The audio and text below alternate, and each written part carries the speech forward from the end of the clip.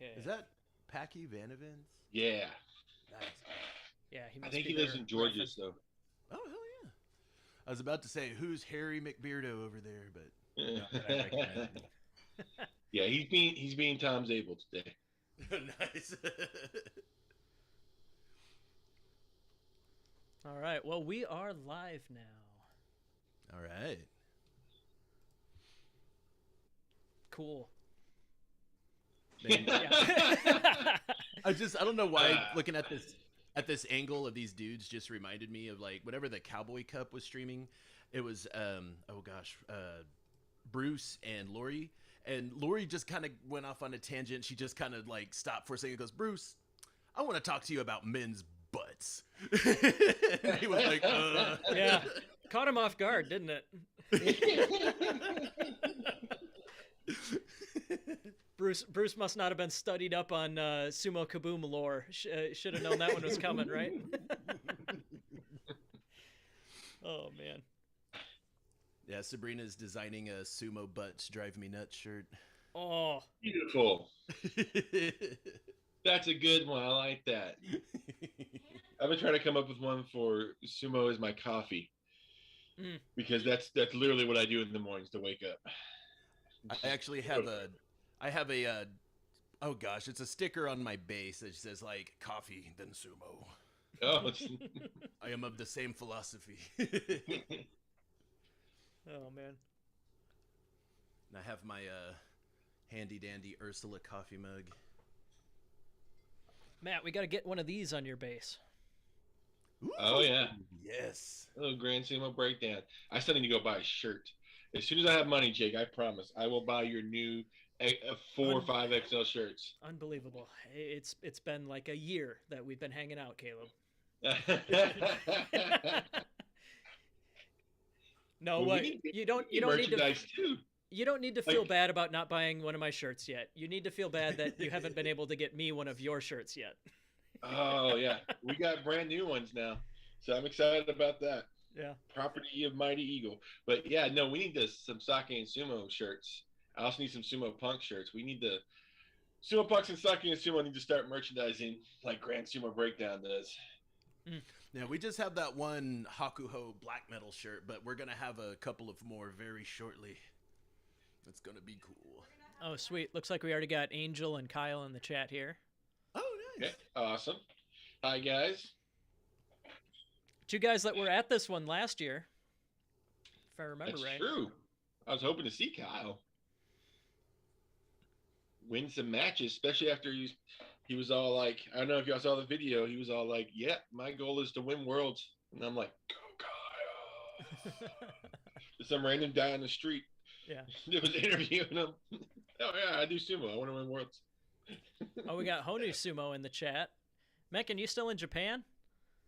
I think he's for a long time he was posting some awesome pictures of just like the rural villages that he was visiting and stuff like that out there.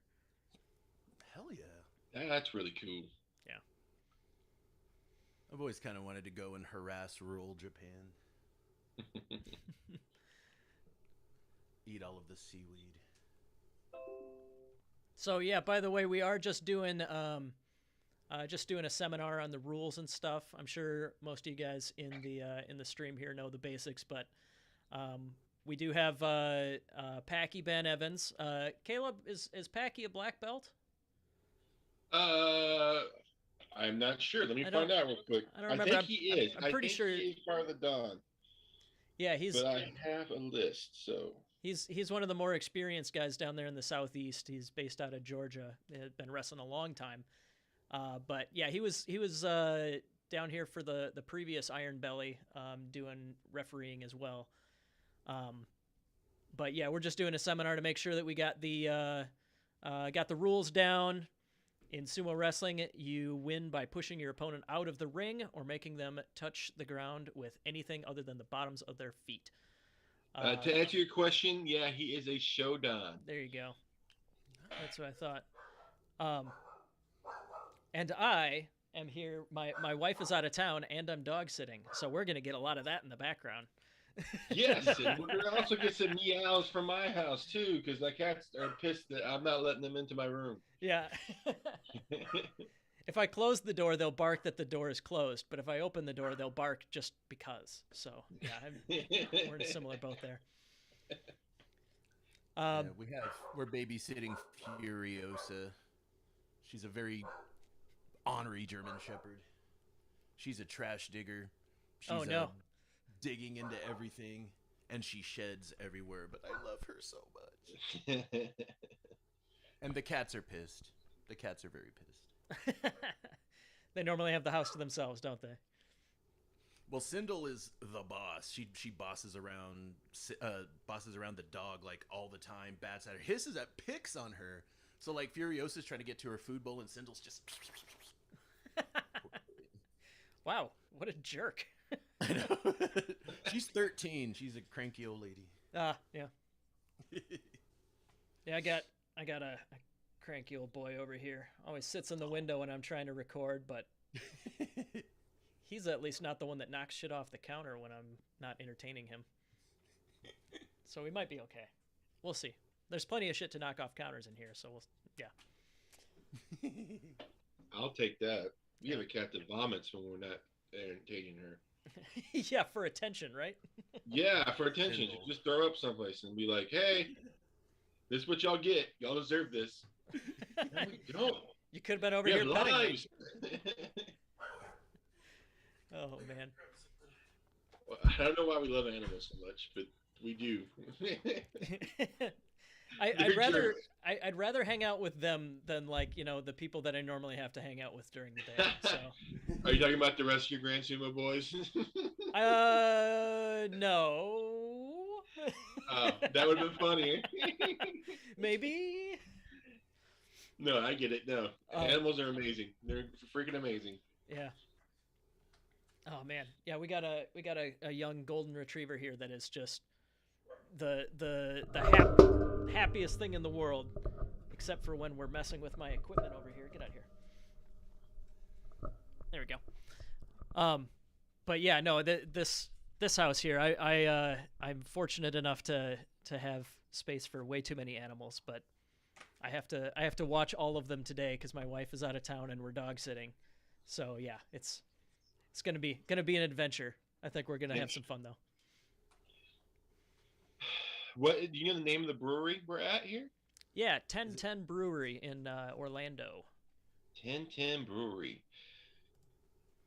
I love that that's becoming a thing, and I want to try to make that something in Texas too, because Dallas did a little get together at a brewery earlier this year, I think, right, Matt?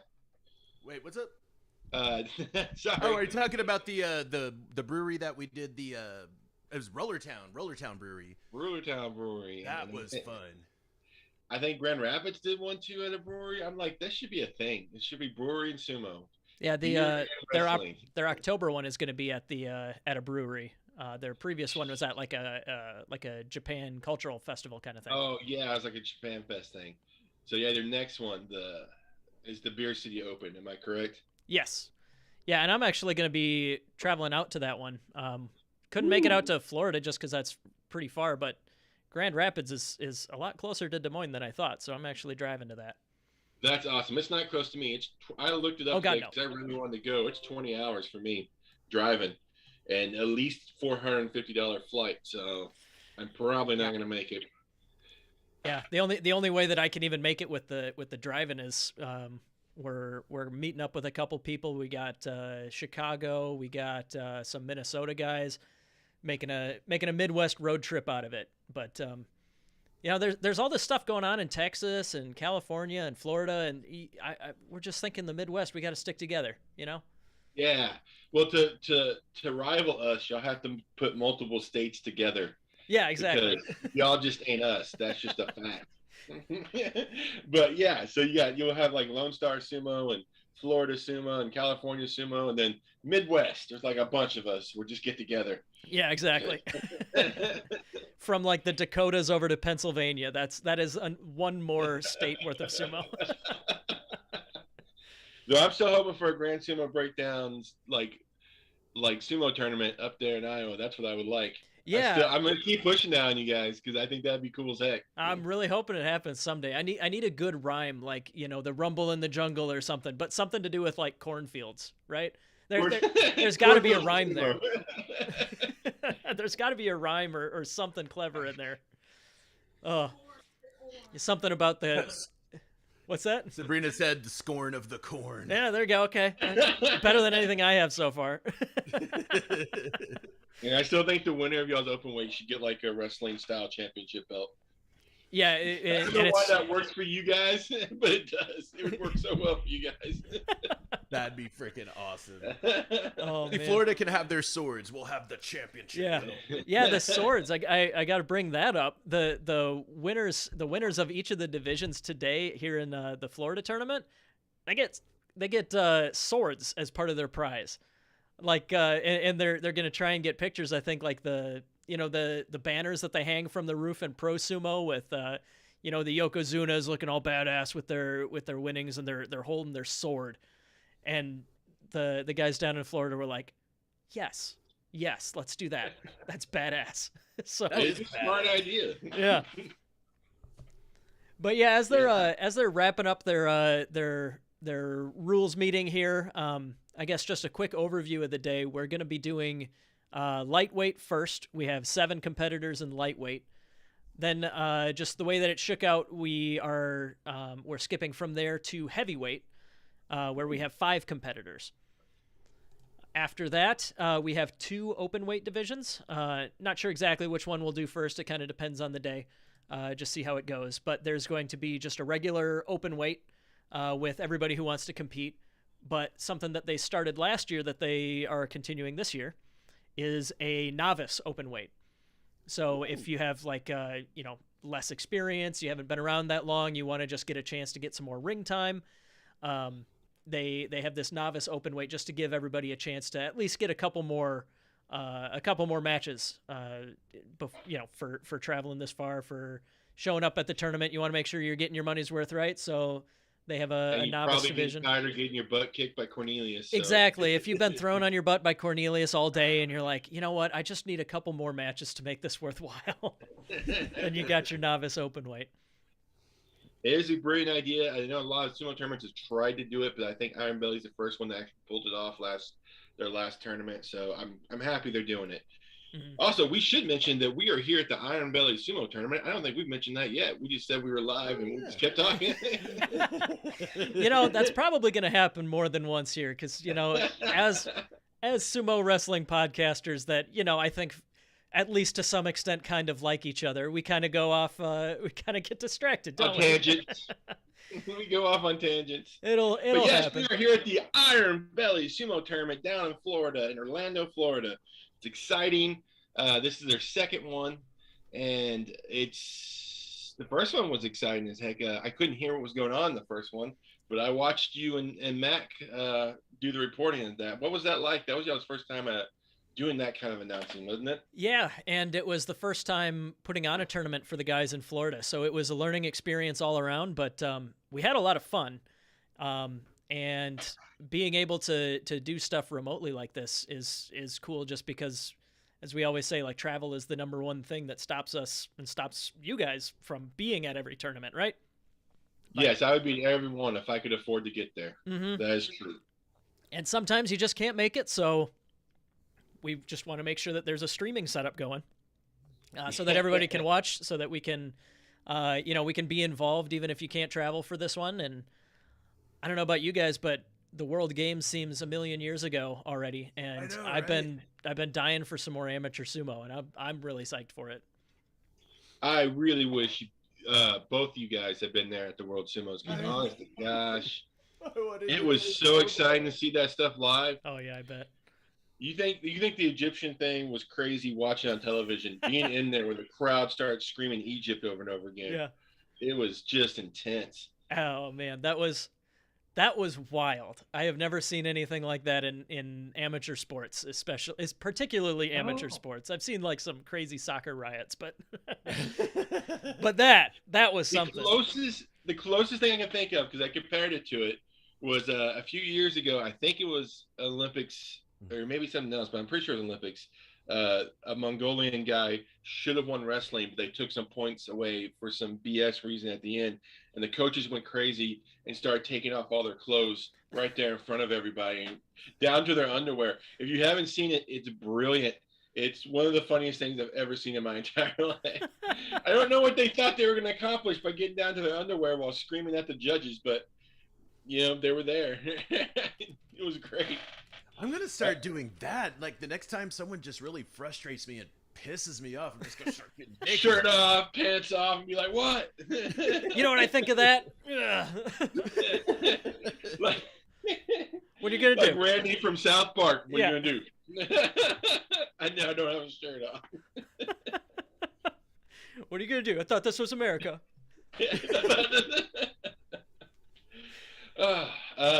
Shoot. So let's talk about sumo.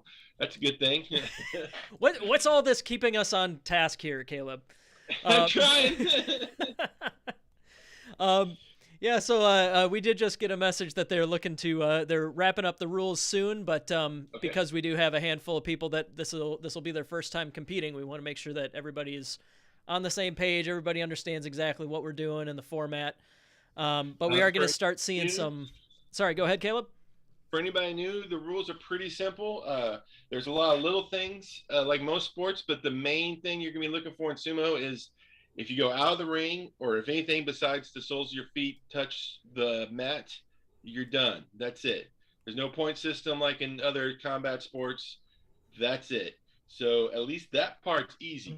Sumo is the way I describe sumo to people. It takes like a minute to learn and a lifetime to master because Absolutely. the basic thing is simple and the rest of it's really hard. Oh.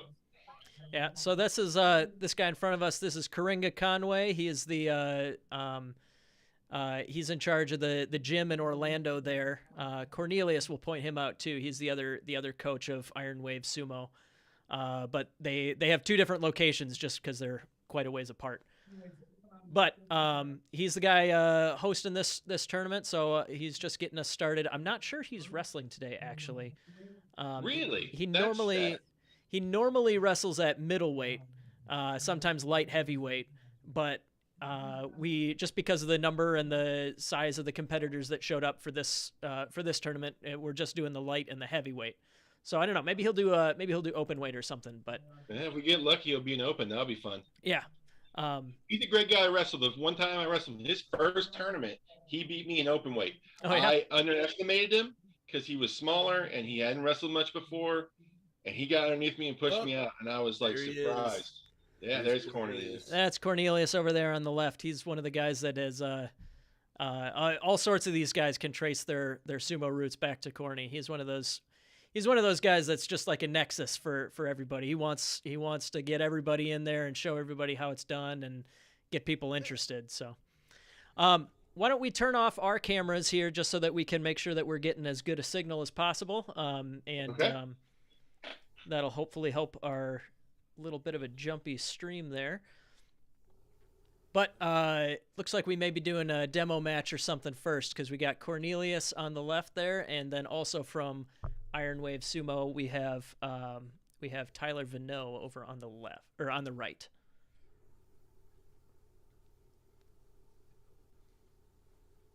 Ooh. So this beginning here, this is the Chiri Chozu. Caleb, why don't you tell us a little bit more about this? So right now, the wiping of the hands is to represent washing and cleanliness, and then they do the clap to get the attention of the gods.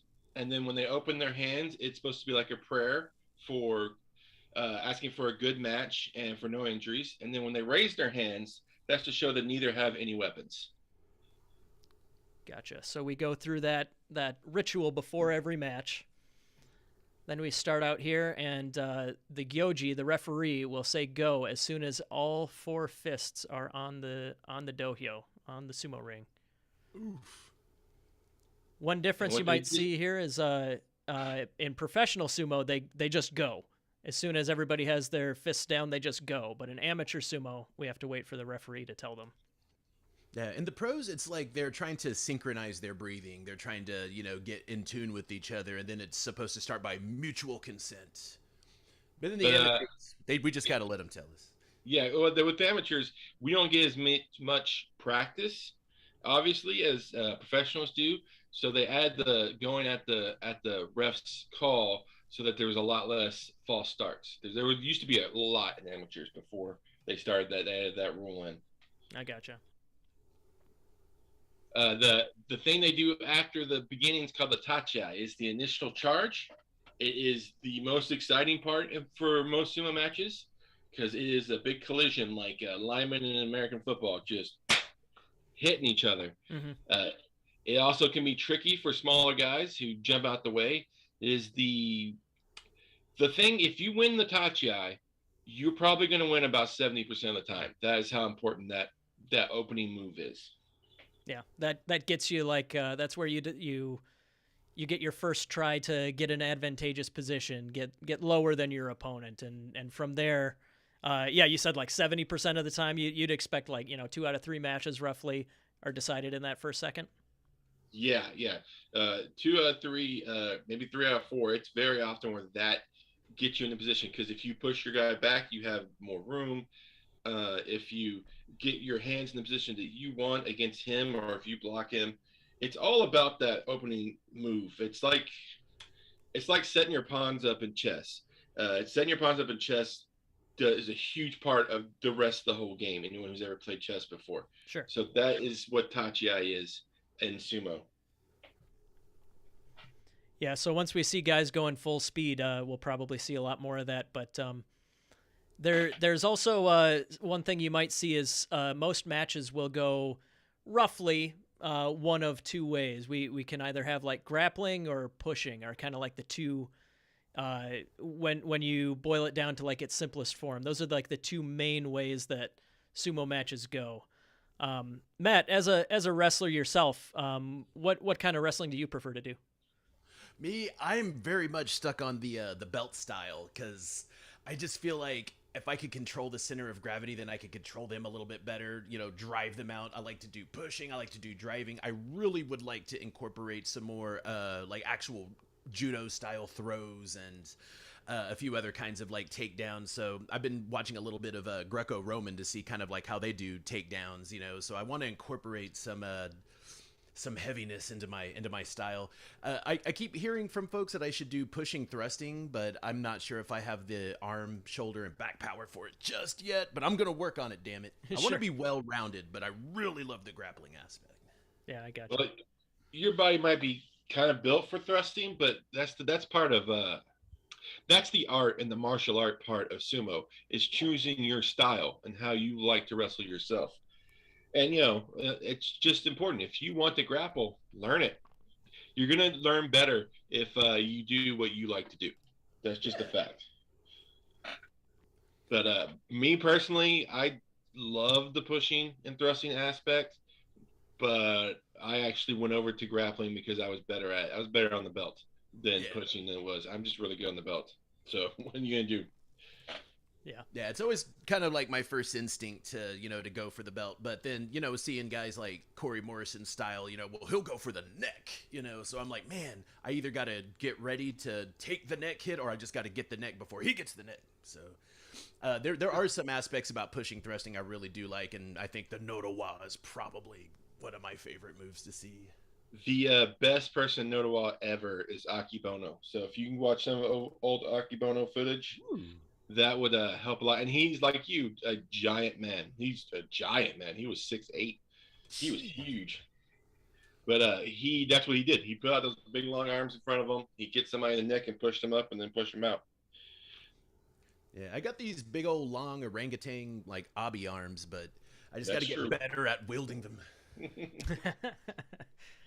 Yeah, there you see a lot of like lankier guys tend to be, more that pushing and thrusting style, but at the same time in pro sumo you got guys that are really short with short arms that also are really good at that. Yeah. Yeah. Well, they use more of the push instead of the thrust. So if you're a short guy, because you can get underneath somebody really easily, get up into their chest and push up. Obviously Takesho is the best, but then you got like Daisho and Onosho, and there's some really good guys in that if you're shorter. The one that impresses me the most in professional is Ichi Yamamoto because he's not that long or tall, and yet he does that Abi style thrusting, but he's just really good at it, even though he didn't have the size and the balance that Abi has. He does have the arm length though. He does kind of Yeah, have like not quite as orangutan as Abi, but still a little long. He's got a he, reach. he's good. I like watching that guy. I'm glad that he's becoming a stay up in the top number 1 division because I think he belongs there. He's fun to watch. And maybe he could grow out of just being the dime store Abi that I refer to him as, because I kind of like he's got such a very similar style, but I'm really confident he's going to kind of grow into his own and do his. I don't think he's emulating Abi; they're just similar just by happenstance. But Yeah, it's just a thrusting. You just don't see a lot of people start off with thrusting. Most people who do yeah, thrusting, it's like their secondary thing. Uh, Most people like Takesho starts with the push and will sometimes go into the thrust, but Abi and Ichi both start with the thrust, and that's just it's a odd, it's an oddity. Well, it's not an oddity, but it's just a rarity. Um, Yeah, yeah, I in love. pro sumo, generally people think of thrusting as like less sophisticated, right? Yeah, because you're not using the head and you're starting with your arms out, and you don't have the 3 points of contact, the head and the two hands hitting somebody. But it's a thing. Uh, for people who like baseball, there's this way that you should swing the bat that coaches teach you when you're in little league, but everybody's body's different. So later on, they change your swing. And sumo's similar. Like you start off with the 3 points of contact when you're young, but if you're just a different wrestler, sometimes you'll start with like a different kind of tachias, hands out, or going straight for the belt, or a lot of different things. The weird things like that the Inho does in his freaking tachias that amaze me all the time with his low head and double bounces and stuff that he does. So just you gotta go with whatever you can. It's like I said, it's an art. It is a yeah. martial art, and that is part of the art.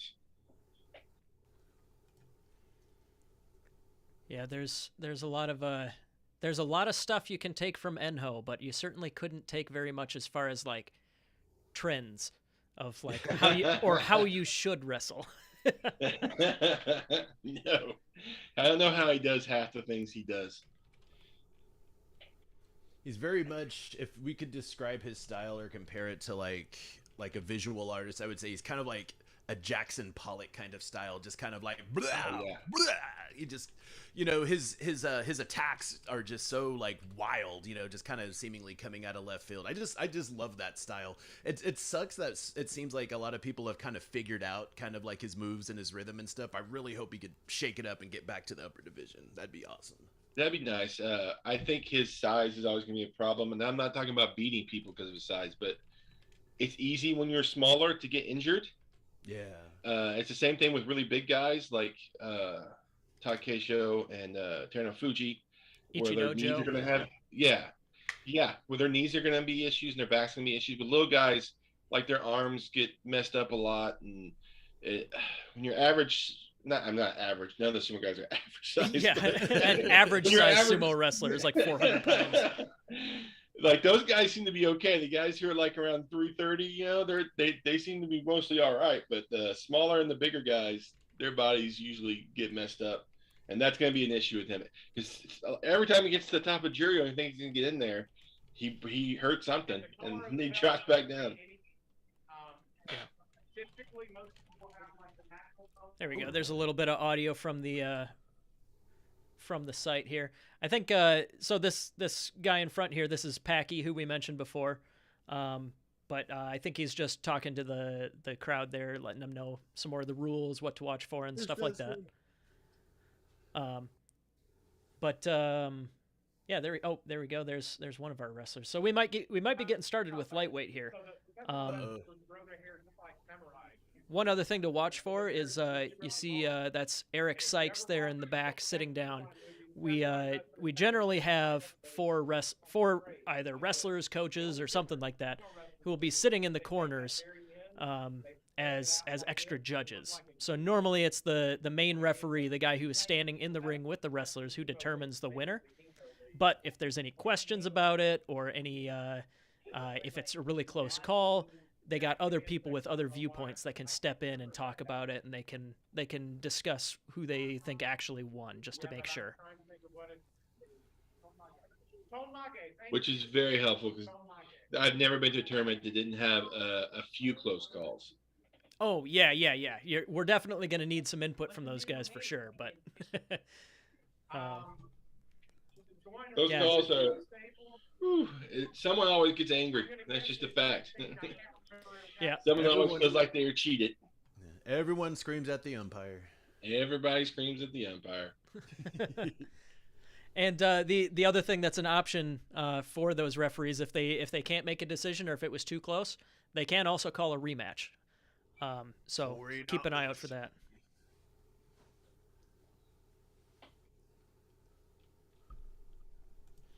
So when we do get started here, let's see. Let's take a look at the lightweight bracket here. So I am actually going to bring it up on here. So, sorry, Caleb and Matt, you guys probably aren't going to be able to see this, but we do have an online bracket on challonge.com, CHALLONGE.com. Search for Iron Belly 2, and you can find these brackets and follow along yourself. But we have looks like we have 6 competitors in the lightweight division. Yep, I was just about to say that. Looks like someone didn't make it. Yep. But we tried to list which club they're with, or at the very least where they are from. And with 6 guys, we're going to be doing 5 rounds of round robin. Everybody will face everybody, and then best record at the end is going to be our winner. We are going to have a former professional sumo wrestler who will be here later today. Oh, Packy just mentioned that. There is going to be a former professional sumo wrestler showing up. I'm not sure if he's there yet or if Packy just mentioned he was going to be there. But the former Wakanoho actually lives in Florida and works with these clubs occasionally. So he'll be around. I'll try and point him out when we see him. But I think that's really cool that he was in professional sumo for a little while, and he got all the way up to the upper Maegashira ranks, so like one of the best in the world at the time. And then I believe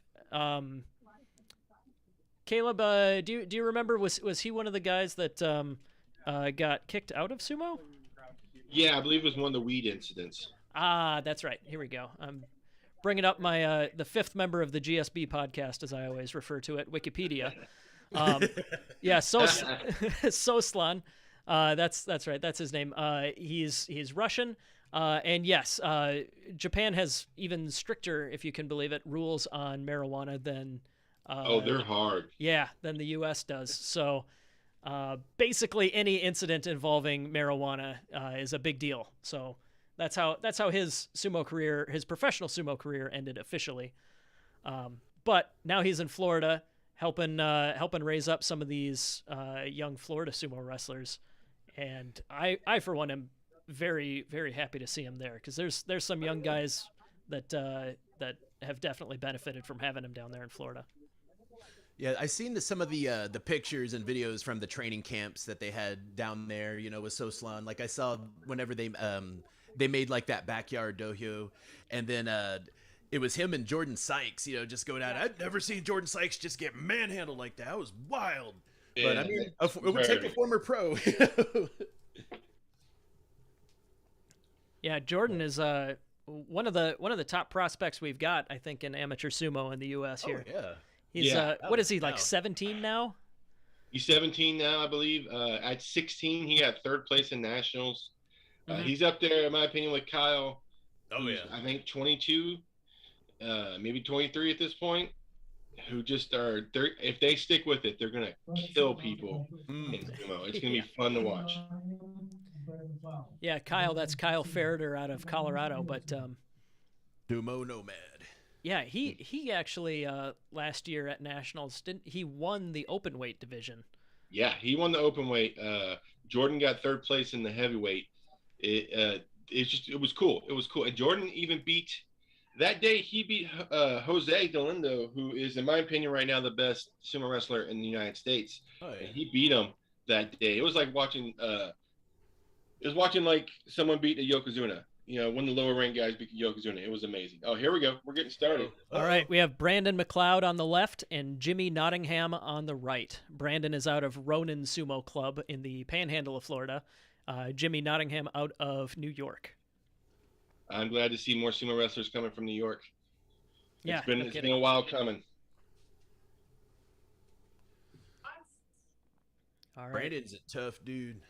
Yeah, he beat you, didn't he? He did. Boom. All right, Brandon gets The inside, low gets a high. good the nice overhand. twist. Oh, Chari. Matt, tell us what it's like having Brandon muscle you around. All right, so it feels like his arms feel like pythons, you know, like just locking you up. And then if you ever want to know what it feels like to be a sack of potatoes, fight he can Brandon. teach you. Yeah. Yeah. All right, so that was Brandon McLeod taking that match, and yeah, you noticed at the end of the match the referee will point to the side of the wrestler who is the winner. Yeah. So that one On was. that- Go ahead, Caleb. On that one, that was because I'm pretty sure that Jimmy Guy didn't have a lot of experience. He left his feet right there at the end, and that's why Brandon was able to twist them out. Yeah, gotcha. So again, this is the lightweight division. We have 6 competitors. We're doing a full round robin. All 6 guys will face all 5 of the other guys. Best record at the end will be the winner. Caleb, do you know what's the weight cap on lightweight? I believe with men it is at 184. I could be off by a couple of pounds or something, but it's in the mid 180s to cap the lightweight. Gotcha. So I believe it's 184 right now, which is higher than most lightweights in other sports, but we're sumo. We weigh more. Yeah.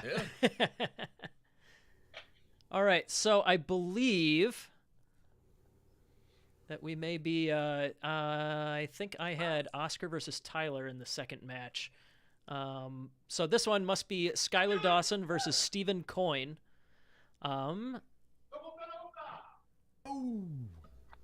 Nice throw down there. I am not positive which one of these guys is which because we're not in the order that I thought I saw. Yeah. This is surprising me. Shoot. Well, yeah, no, this is Stephen was on the left. If they're sticking with what they did in the first match, Stephen should be on the left. The bottom guy should be on the left in the right. So that would be Stephen Coyne defeating Skylar Dawson. So hopefully what that means in the next match is Tyler versus Oscar. That would be helpful. Hey guys, I'm here. There's a Sabrina. Oh, there's Hey, the Sabrina. other sumo punk. How are you doing today, Sabrina? Doing all right. As well as I can with chronic pain, but you know, it is how it is. It is how it is. We do appreciate you joining us. The other no 3 of us problem. are I wouldn't miss it. the rest of us are just so boring and stale by now, I'm sure. So I'm here to make it spicy. exactly. We really needed that because yeah, boy howdy. But we're 2 matches into lightweight, and I'm not sure. Yeah, what I the actually delay is watched here. the first 2 before I got on the mic. Yeah, we're you guys actually talked to Oscar out of New York Sumo on your show, didn't you? Oh, yeah. Yeah, that guy's actually really knowledgeable. He was studying Japanese culture in college, I think he said, something along those lines, and linguistics and stuff. He actually speaks Japanese, but he really knows his stuff. And I watch their videos that they post of their keikos on Instagram all the time, and those guys know what's up. Yeah. It's always fun watching their practices. Yeah, they practice out in the park. That's always kind of cool to watch. I'm kind of jealous that they, you know, have nice enough weather to practice in the park like that during the daytime. During Wait the till daytime, winter yeah. hits. Yeah, in the winter when we have a high of 80 in Texas. Right. And they're going to be covered in snow, so it's going to be kind of hard to really get a good forceful tachi eye when you're slipping and sliding. Yeah, plus, like in most parks in Texas, they don't have nice enough grass to do that. there's rocks and sticks and twigs everywhere in Texas. Our next match. Oh yeah. Also going to New York Sumo, because Ironwave Sumo. Wait, what did he say? There we go. I think he was announcing the next match here. We got Here we go. we have Tyler the Barbarian out of Ironwave Sumo on the right, and that's Oscar there on the left. Yep. All Oscar, right. I'm doing sumo over here from New York. Everyone says that daily in New York, is my understanding. For the record, Oscar does not sound like He that doesn't. at all. He doesn't have that accent. Oh man. You know, you can say that, but I'm not sure I believe you. Tyler the Barbarian's back. I Yeah. enjoy his style of sumo. Always He's intense. scraping. Come on, Oscar. It's like an You angry got bull. This is cool.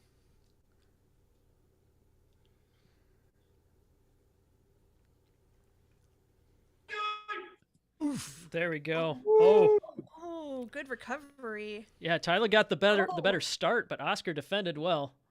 Oh, definitely. Kids Oh, this is a Oh, brawl. there we go. Oh, Man, he Beautiful defended well throw. for a while.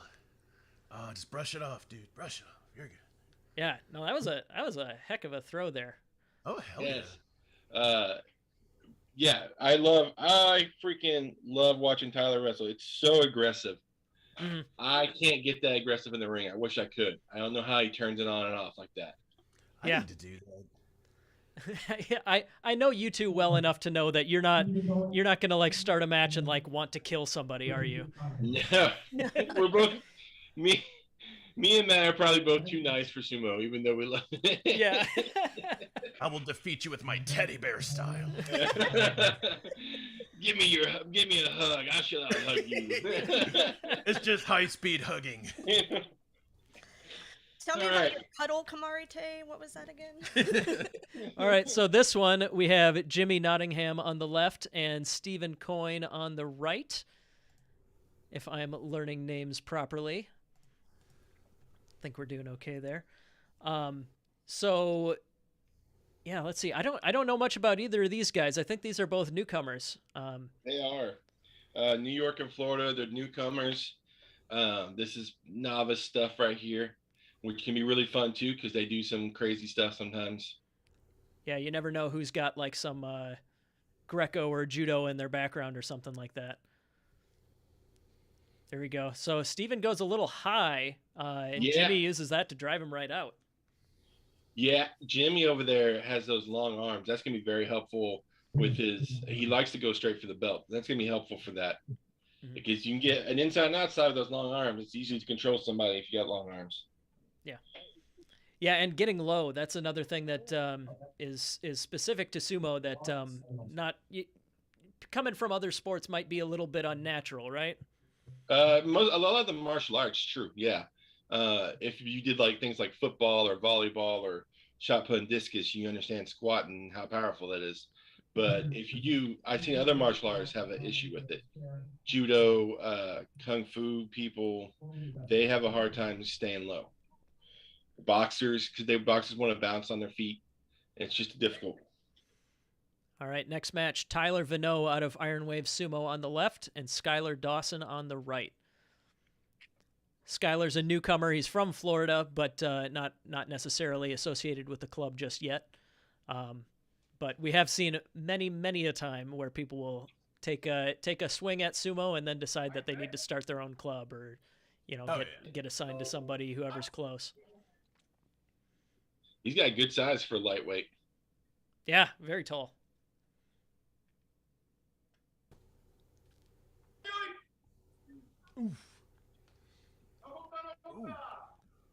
Defending Tyler pretty well there. Tyler definitely had the more advantageous position. He got it though, there you go. right there. Pancaked. Yeah, that's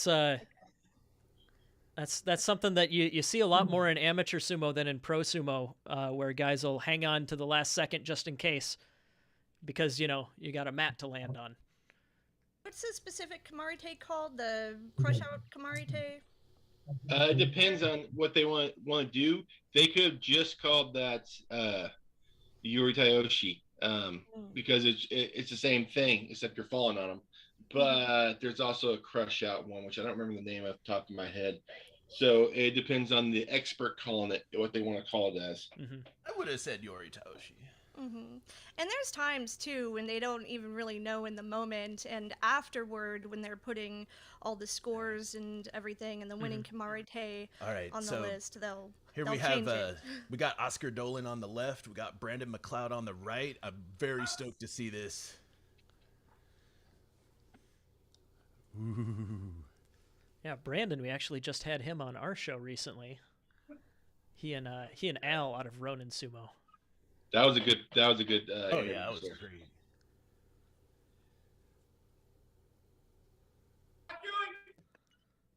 Ooh, straight into the belt up for both of the guys, but oh wow. Woo! Oh, he fell though. Oh, Brandon showed his strength right there, but I think he kind of over rotated there. That was He a heck of a did. match, and yeah, it ended up with Oscar. Oscar gets the call from the ref, but I think we're gonna discuss it with our side judges real quick. Mono-e. That makes sense. Brandon had a perfect, like, if you want to get Yuri Kiri, that's exactly the way you want to get it. He put his shoulder up and stood him up and drove him, but then he just lost it there at the end. I don't know if he just tripped over his own feet or something. I have no idea. I have to see a replay. Yeah, you can see- we're high tech enough to stream and put a graphic on the screen here, but not high tech enough for instant replay yet. That's We have to hire experts for that stuff. yeah. In amateur sumo, you get what you get, right? If you get Grand Sumo Breakdown, we can stream and we can shoot the shit. But oh man! All right, so referees decided. Oh, they're going to Torinoshi. Torinoshi? Oh, Torinaoshi? Yeah, there you go. So the match was too close to call. The refs couldn't agree on a winner, so we're gonna try her again. All right. Oscar Dolan, New York Sumo. Brandon McLeod, Ronin Sumo Bea. Brandon needs to get up underneath him. Oscar's a little taller than him. He needs to get up in that chest. Oscar's pretty good at staying low, though. There we go. Oh, but he won it again. A twist at the end. Yeah, same sort of thing that wasn't happened. Oscar. Same sort of thing there, where Brandon definitely has like the sheer power advantage, but yeah, Oscar just kind of twisted him around at the end there. That is called an uchari. It is one of the most exciting moves in sumo because you think someone wins and then it just gets reversed right at the edge. Yeah, from what I've seen on the New York Sumo Club Instagram account, Oscar's really good at his edge work there. And Dallas Sumo should know that since they have to fight Corey on a regular basis. Yeah. I was about to say that's what I call that move, the Corey. Oh man, I'm seeing in the chat here we got Jared out of Dallas Sumo saying, "I love the sumo punks and the mightiest eagle," and Jake and Jake is all right too, I suppose.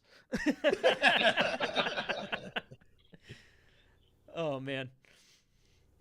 Well, I am here today as I am the mightiest eagle, but I'm here today as one half of Sake&Sumo.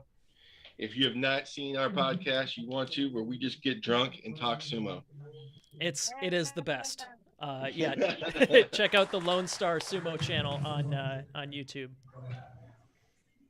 Yeah, we were on there with you guys, and it was super fun. Oh, I think we were on there for like 3 hours. Yeah. I only put I think I had to half us to like a 45-minute part 1 and 45-minute part 2. Because we just talked for so long, my computer couldn't handle the whole thing. Oh man. That was back when we got to stay up late. Isn't that nice? I miss staying up late. Well, we're all old now. That's the problem. Yeah, that's the problem. You know, I kind of like being old. It's pretty fun. You can get True. away with a lot more stuff. It's the youngins that everybody expects to be misbehaving. Yeah. True. I want to get I want to get to that old point where I can just tell people what I actually think, and they're like, "Nah, don't worry about it. He's just old. That's why." That's the old I want to get to. Yeah, like somebody, like you're at the grocery store and they're like kind of slow bagging your groceries, and you go, "Hurry the hell up!" Like, oh no, I want to hold up the old people entire can do grocery that. store line.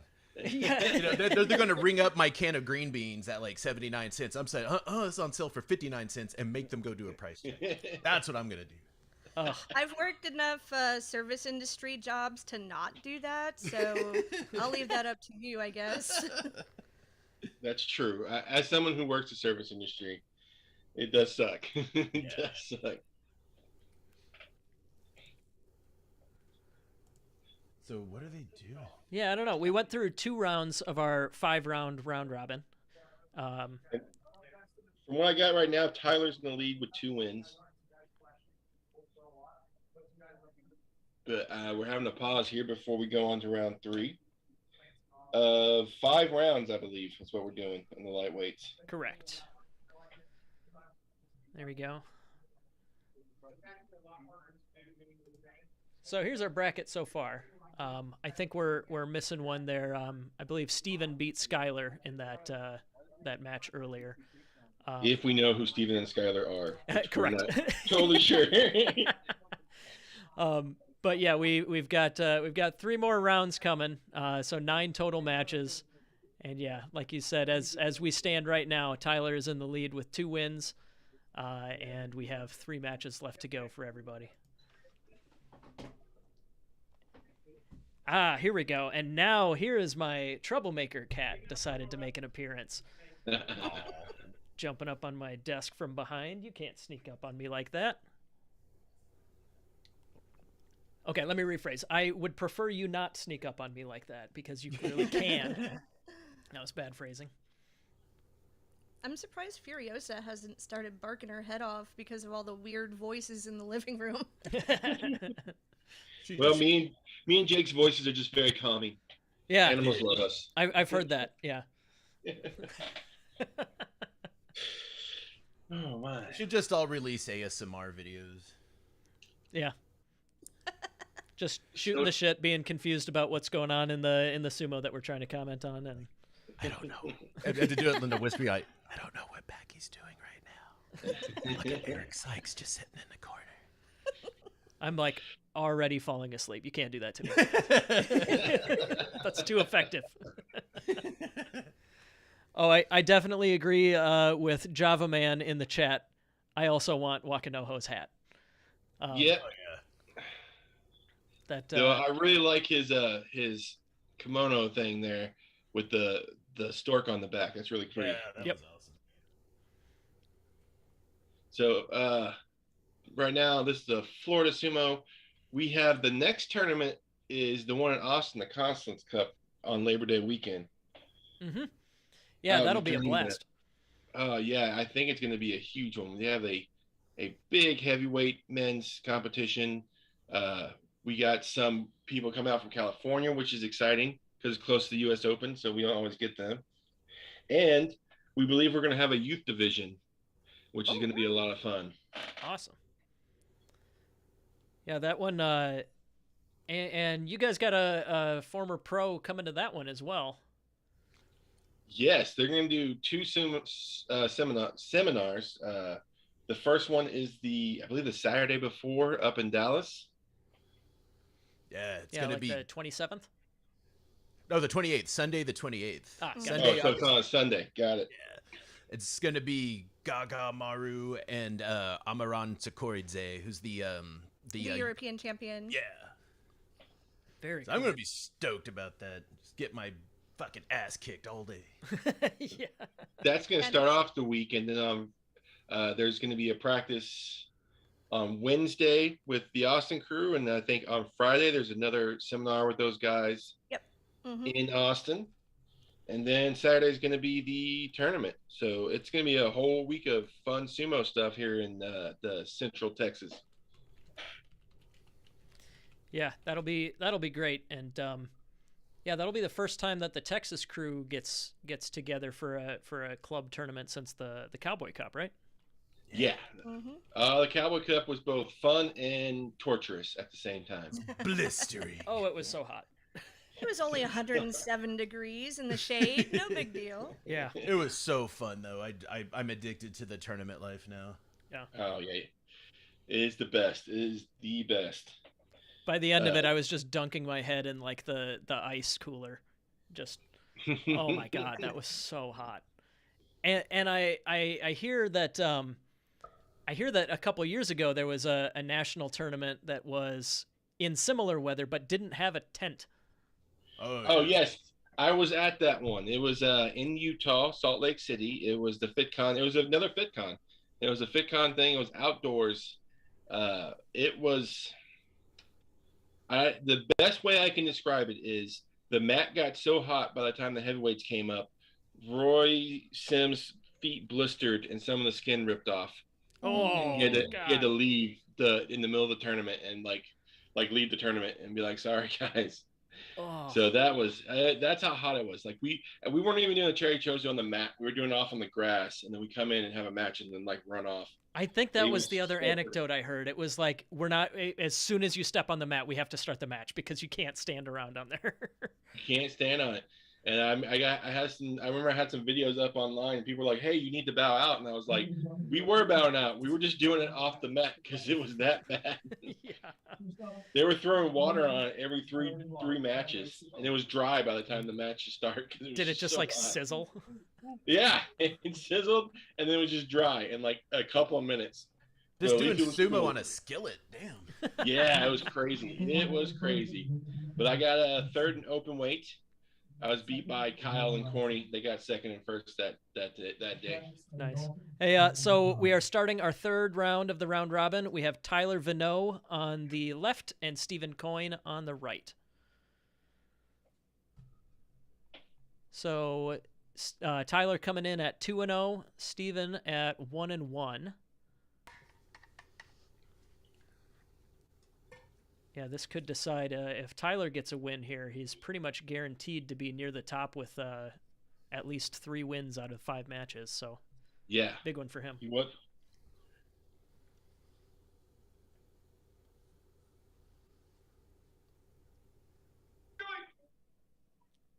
Oh, Tyler comes in with a pushing attack. Oh, there we go. good Supari. There's some of that slappy. And he got himself inside with it. Tyler's got a pretty solid hold on that belt. Oh.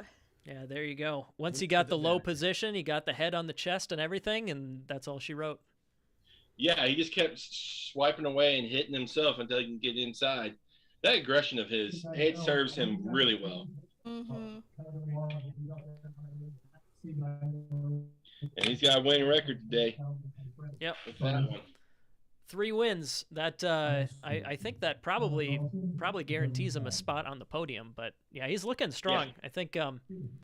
Let's see, who does he have left? He's still got Jimmy Nottingham and Brandon McLeod left to go.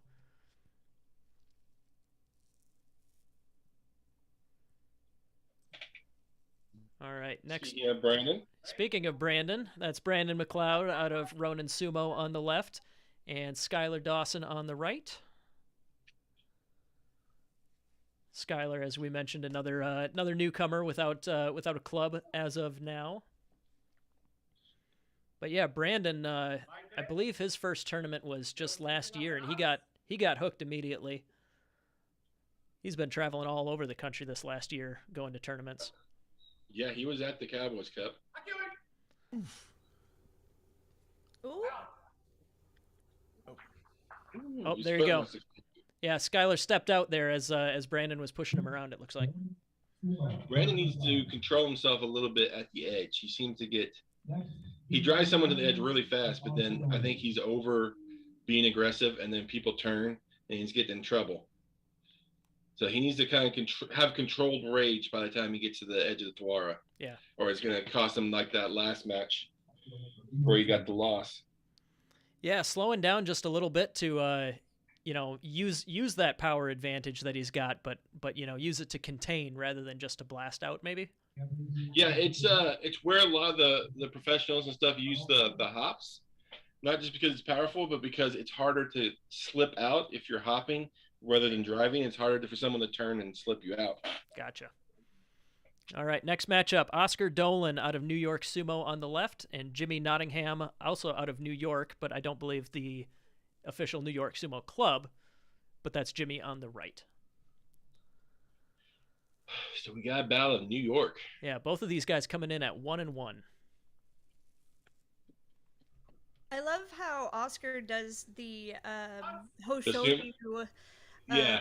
Yeah, like where he goes on his hands and like leans real far forward. Although it looks like he's smashing his face into the mat there.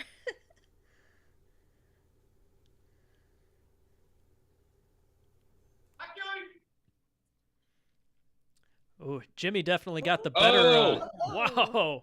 I don't know how you're going to call that one. Yeah, I don't know. Jimmy got the better of the Tachi, but do you think Oscar might have gotten him with the twist again? Yeah, he might have. Yep. That's what they're calling it. That's what Packy says. And Packy had a nice up-close view. Yeah. No Monoi, so yeah, we're good.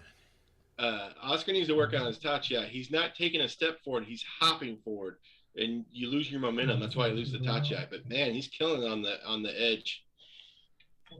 Yeah, definitely got that technical twisting down. I wonder if that comes from like judo or something maybe. Yeah.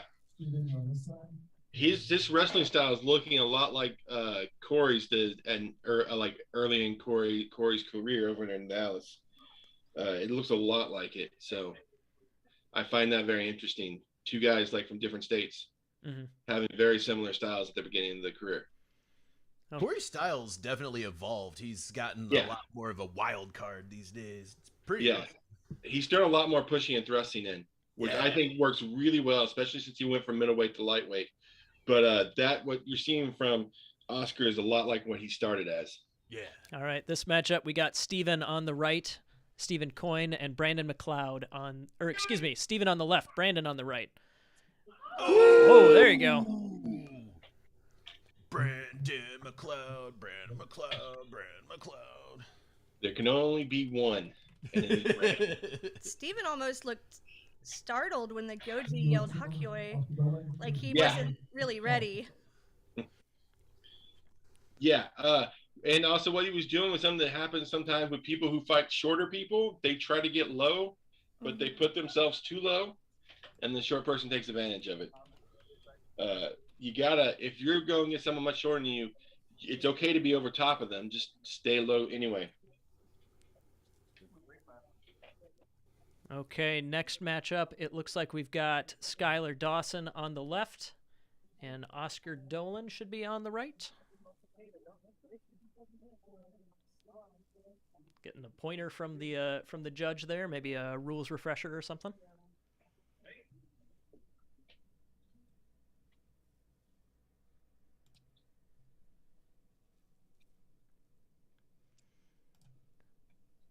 Okay, here we go. So, again, Skylar Dawson, newbie out of Florida. Oscar Dolan, New York Sumo Club. All right, current records. Skylar.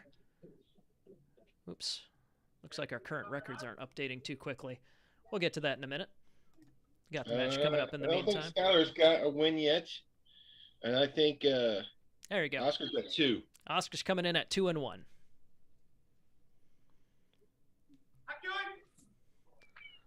Oh, Oscar did a little bit better there, getting his arms underneath. Oh. Yes, that was his best match yet. Nice. Yeah, still playing more of like the receiver than the pusher on that initial charge, though.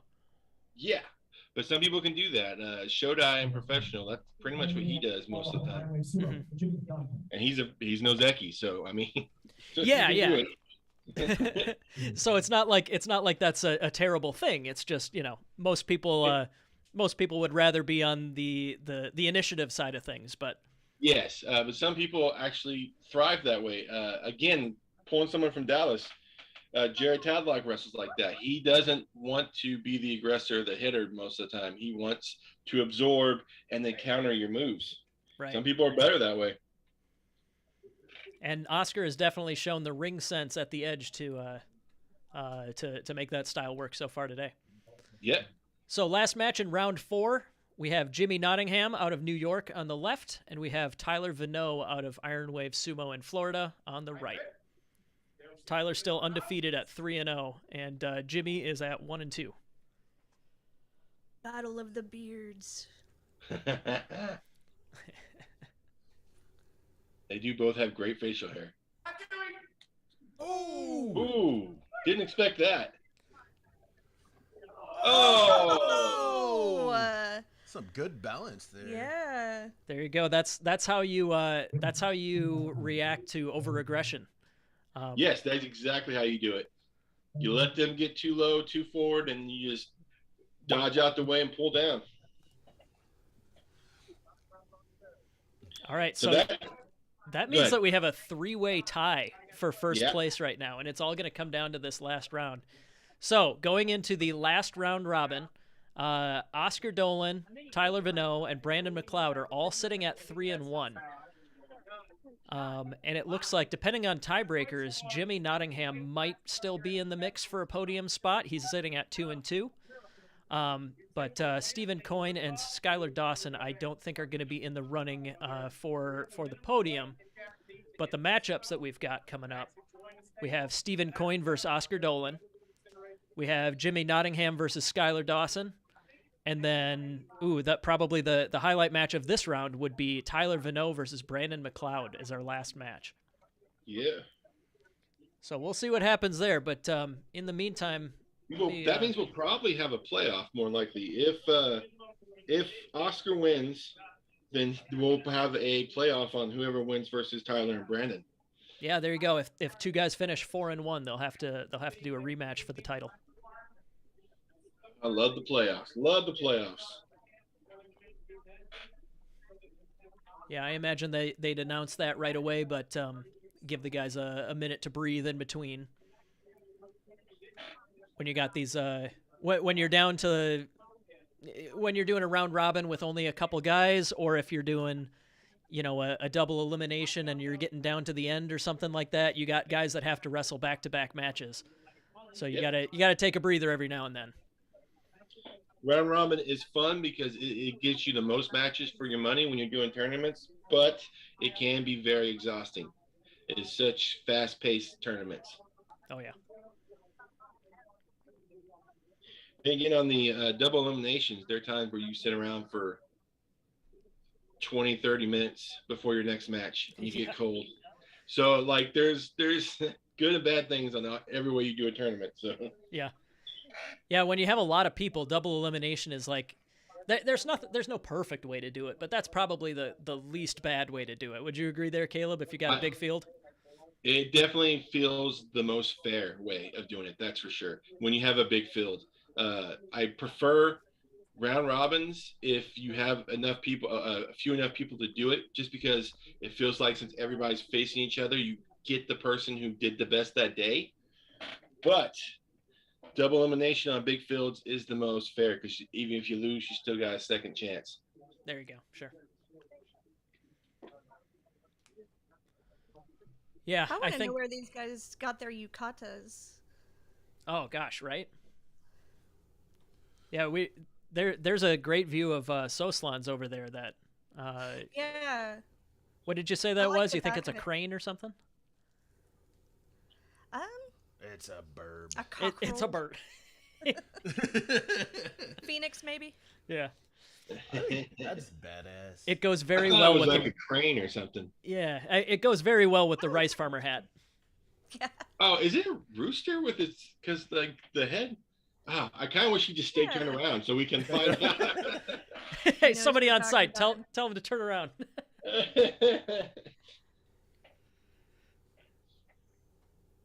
We should ask him where he got that. He lived in Japan for a while. I'm pretty sure it's probably where he got it. Yeah, he might be able to give us the hookup. Yeah. I really like their setup. I like the Iron Sumo thing and the Iron Belly in the middle and the American flag in the end. It's a really nice background drop for this sumo tournament. Yeah. I was looking at that Iron Belly banner there and wondering who designed that, because that's really neat. You can get that online because I actually own Really? that. It just it looks like they just put the Iron Belly Sumo tournament. They just put that on top of it because I was given that for my birthday this year. I have no place to put it because it's huge, but it's really nice to look at. That's awesome. It's like a giant shower curtain. That's what I should do. I should probably just throw it on my shower curtain. Nice. We have a sumo shower curtain. Nice. We do. What's the other than sumo shower curtain, because that might take the cake here? What's the weirdest sumo merch that you guys have? Maybe the sumo bath mat. Yeah, I was gonna say that. I also have hand towels, bathroom stuff alone. Like I don't know why I love the fact that the half naked men, almost completely naked men, sit in my bathroom, but I enjoy it. It's great. So in the chat, Minkin Ragan, I'm sorry if I butchered your name there. They said that looks like it's Sekitori Yukata since it says Wakanoho.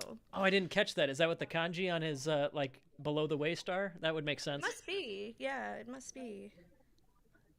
I'm gonna turn on my video for just a second here because I want to show this on merchandise. Hold on, let me see. This is also awesome. We found this at a Japanese tea shop. They're little cats dressed as sumo. There's like a dozen of them. This one's called the Foreigner. Show that again to the camera, Caleb. I didn't have Okay. you on here. Right there. This one's called the Foreigner. I didn't want to take him out of his bag because I love him so much. But he does stand up on his own doing a Shiko. And there's like a dozen of them. They're all really cool. That's awesome. I don't know. Cats and sumo seem to work well together. No argument from me. I think the weirdest one that I've got is I have not one but two separate tech deck sumo wrestlers. Do you remember like the little thumbs with legs, like with the tiny skateboards? Yeah. They have two different sumo wrestler models. Oh, that's cool. Looks like we got the final round starting. Yep, we got Oscar Dolan on the left and Stephen Coyne on the right. Oscar, if he wins, he's guaranteed a slot on the podium and a tiebreaker for gold. I got a message from Justin Kizzard from Dark Circle that he really likes Oscar's fighting style. Yeah. Like I said before, I love watching their videos on Instagram, especially Oscar's, because he's just so dynamic. Oh, yeah.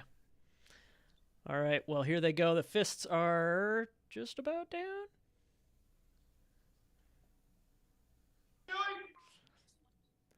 Whoa! Steven playing spoiler. His own medicine. That kills our playoff hopes. Wow. But Yeah. still a fantastic day by Oscar. Yeah, no kidding. That was yeah, like you said, a little of his own medicine. He ended up being the aggressor, and it cost him that time. Okay, Brenda Velasco in the chat said that there is sumo toilet paper.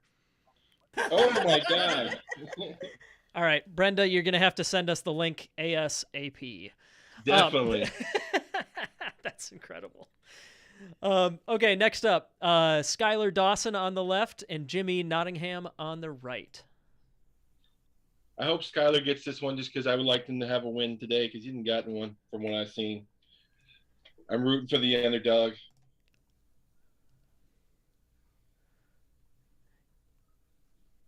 Yeah, that's... Oh. Yeah, there you go. So yeah, like you said, in a round robin, you get more matches. In a double elimination, if you lose two, you're done. But both of these guys benefiting here, getting a couple extra matches. Oh, there we go.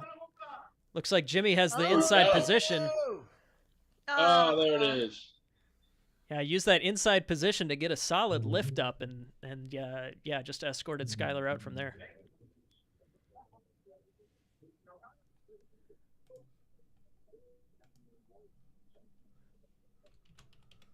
Next up, Caleb Long from Ironwave Sumo and Brent McLeod from World Sumo. Okay, and now our final match of the lightweight division. Coincidentally, perfectly deciding who gets the gold in the division. Yeah. Right? Oh, you know what? We get a playoff for second then, don't we? Oh, you're right. No matter who wins this, will be the loser will have to go against Oscar to see who gets silver and who gets bronze. Oh, yay. We still get a playoff. Still get a Exciting. playoff. All right, both of these guys coming in at 3-1. That's Brandon McLeod out of Ronin Sumo Bea on the left, Tyler Vano out of Ironwave Sumo on the right. Florida versus Florida. Awesome. Amped up. Come on, stream. There we go. Catch up, stream. Whoa! That was a collision. Oh. There you go. Tyler's thrusting wins the day. Yeah. Thrust out for Tyler. Great day for him. The Brandon lightweight shouldn't feel champ bad, of though. America's weighing. The Barbarian took it home. I hope he comes back to Texas for another tournament. Yeah, no kidding. I love aggressive guys. All right. Well, I think that means that we are due for a playoff. Yeah, it should be Oscar and Brandon again for second and third.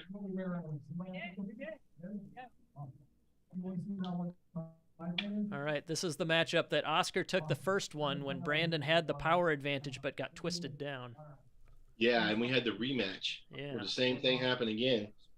So you know what? I'm not too upset by having that as the rematch, because those two, you know, seeing those two for a third time today, that's crazy. Yeah, it's gonna be fun. Like, they are going at it. It's a nice little rivalry today. 3 matches when they were only supposed to have 1. That's people who just want to keep fighting each other right there. So I imagine they're just giving the guys a minute to cool off here, get their breath back. I don't know if you guys met Packy before, but he can absolutely entertain the crowd indefinitely here, can't he? He's one of those guys that just always has stories and stuff. Oh yeah, he's something. Him and Tom are something I'm trying to get to where, like, I'm old in sumo and been like, oh yeah, well, this happened back in 2020, blah blah blah blah blah. Yeah. Also has a fantastic beard. Yeah. Yes, it is gorgeous. Mm-hmm. And I was jealous of his Keiko picture with Hakuho. Yeah. Yes. Have you heard that story, Matt? Huh? Have you heard that story? It's a I have great not. one. I know I made him tell it to Jake back at in Utah this year because I love that story. But Hakuho really wanted some young people, some young Americans to come to his Hakuho Cup. Ooh. And he knew a guy that Packy knew, and he was talking, hey, can we get some sumo guys up there? And that guy's, I know one guy who teaches sumo, and he talked to Packy, and Packy's like, I don't have any kids. And that guy was like, well, I got kids, just come train them in sumo, and we'll bring them. All right. So they paid for Hakuho Cup, paid for everything for them to fly out there, and they were training at the same Bea as Hakuho, and then Hakuho just shows up, and Hakuho called him sensei. Whoa! And he almost had a heart attack at that point. Yeah, no kidding. That is awesome. He was like, thank you, sensei. He was like, oh my God. Hakuho just called me sensei. I wouldn't have been able to stop myself from going.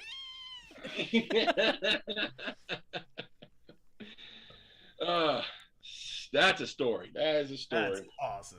I'd have been just so starstruck, I'd say something like accidentally just stupid, like, Yeah. Oh, guaranteed I you. would. no, you. No. Like when you buy a movie ticket and they're like, enjoy the show. You too. Ah, damn it. I just told Hakuho to enjoy the movie, and I don't think he's watching the movie. Oh shit, I just told him I love you. Oh, no. Violent cringe. So Daniel Ramirez in the chat is asking, any of you guys coming to USA Sumo Open? Do we have any Mighty Eagle or Dallas Sumo Club folks that are going to the USA Sumo Open? If you're in the chat, go ahead and put that in there. Matt? Caleb? Oh, I wish. I know, man. It's the whole no money for traveling thing. Yeah. Alabama and then COVID it wrung my bank account dry. And so, because I went to go to watch the World Games in Alabama, that was 4 days off of work. And then I came back with COVID, so I missed another week after that. A lot of And I people came back with COVID, yeah. Yeah, my checking account does not look pretty right now. So, because otherwise I'd be here over in Iron Belly competing instead of just talking about it. But Yeah, I might not go to another out-of-state tournament this year. So it's probably just going to be Conference Cup in Austin and then the Texas Open in Houston at the end of the year. It's probably the best I can do. Yeah. I'd love to go to the Open. Yeah, I haven't heard too many people saying that, you know, that know this far ahead of time maybe. But I know that I'll be at the Consulates Cup, but yeah, I'm same boat as Caleb. I travel is limited, so I think the Consulates Cup and the Beer City Open is going to be it for me this year. Yeah. Was Mac gonna come down to the Consulates Cup with you? Yes, Mac will be there. Okay. So will both of our wives because we're making a vacation out of it and everything. So Awesome. yeah, Y'all gonna get drunk at Texas Sake afterwards again? that's the plan. I was there last time. That was fun. Yeah. And you could make your wife drive. She could be the DD. That's right. Yeah, she. You can ask her nicely if she wants to. I don't know. I don't think she has a choice. She's the Yeah, one that's. she's not drinking. Yeah, she's the one that's pregnant. I'm fine. Also, it looks like we have a 3-way tie, not a 2-way tie, Uh-oh. with Jimmy Nottingham's win. He also moved to 3-2. Oh, I missed that. You're Yeah. right. So we have Oscar Dolan out of New York Sumo, Brandon McLeod out of Ronin Sumo, and Jimmy Nottingham out of New York. All three of them finishing with 3-2. So Tyler locked down the gold with his 4-1 record, but I'm not sure the format that we're gonna go for here. We might just do like a round robin with the three of them and see what happens. Yeah, that is more likely. Most of the time, that's what they do in this playoff. They do a round robin. And if any of them get a 2-0 in the the 3 matches that here, would be second.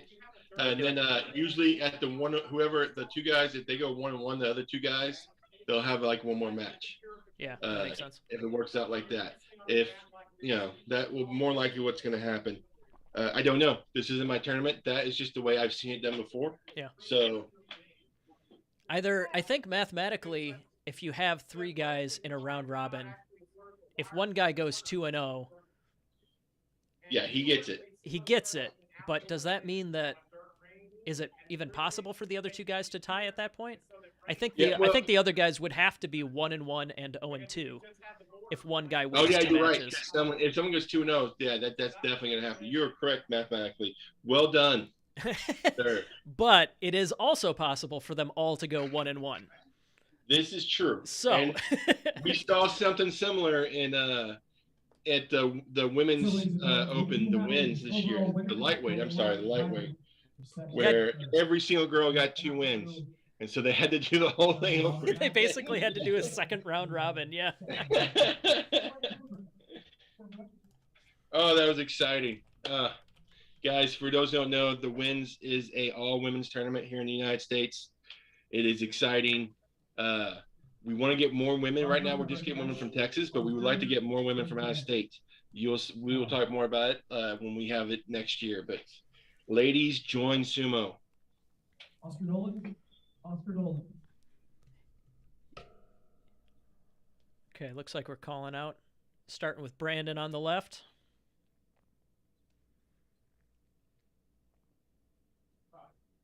There's Oscar already. After we determine who is the tiebreakers to all this, we're going to tie a professional Grand Sumo silver watch. Like I said before, Brandon's issue right now is he gets too excited at the edge and doesn't control his aggression, which we've seen all day. Oscar take advantage of that, people. So I'm excited to see if Brandon has figured that out and he's going to slow it down at the edge. Yeah, like you mentioned that hop, just keep low, keep a wide base, rather than sell out to go all out on forward.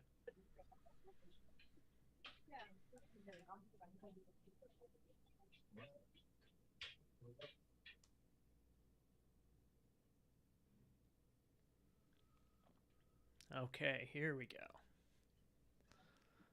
So yeah, sounds like we were correct. They're going to do a round robin with these 3 guys. Okay.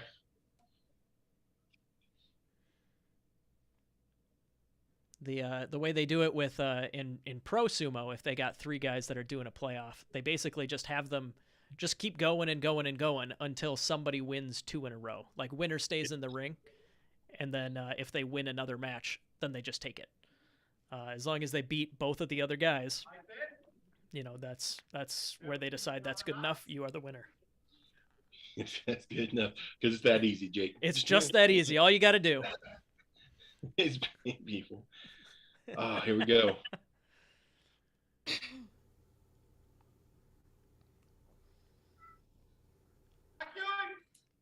Oh, there you go. Brandon comes in with the strength again. Woo. But with the Nodowa, he wasn't able to grab onto something and do the twist around. That was nice. Brandon kept him off of the belt. Yeah, good job. Good job keeping him contained. He wasn't able to squirrel his way out to the side like he had in their last matches. Okay, so I think what will happen now is they'll bring in Jimmy. Jimmy will certainly be one of the competitors, but are they going to have him go against Oscar or Brandon first?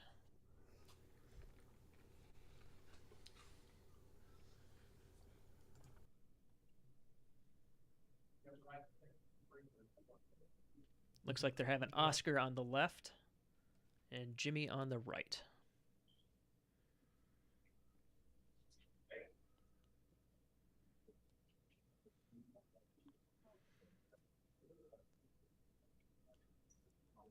I don't remember how this went the first time they're in the tournament. Let me take I think Oscar got it. Yes, Oscar did take this one. Oh, looks like we got the rest of Honu Sumo in the chat here. That's JJ and Christina out of San Diego. Hey guys, miss y'all. Took home a lot of hardware from that last tournament we saw him at, the Cowboy Cup. Okay, here goes. Oscar on the left, Jimmy on the right.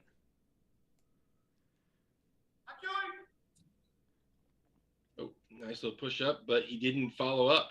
Then Jimmy goes inside for the belt, moves him backwards. Oscar playing around on the edge again. Oscar's got great balance. Oh, he stepped out right there.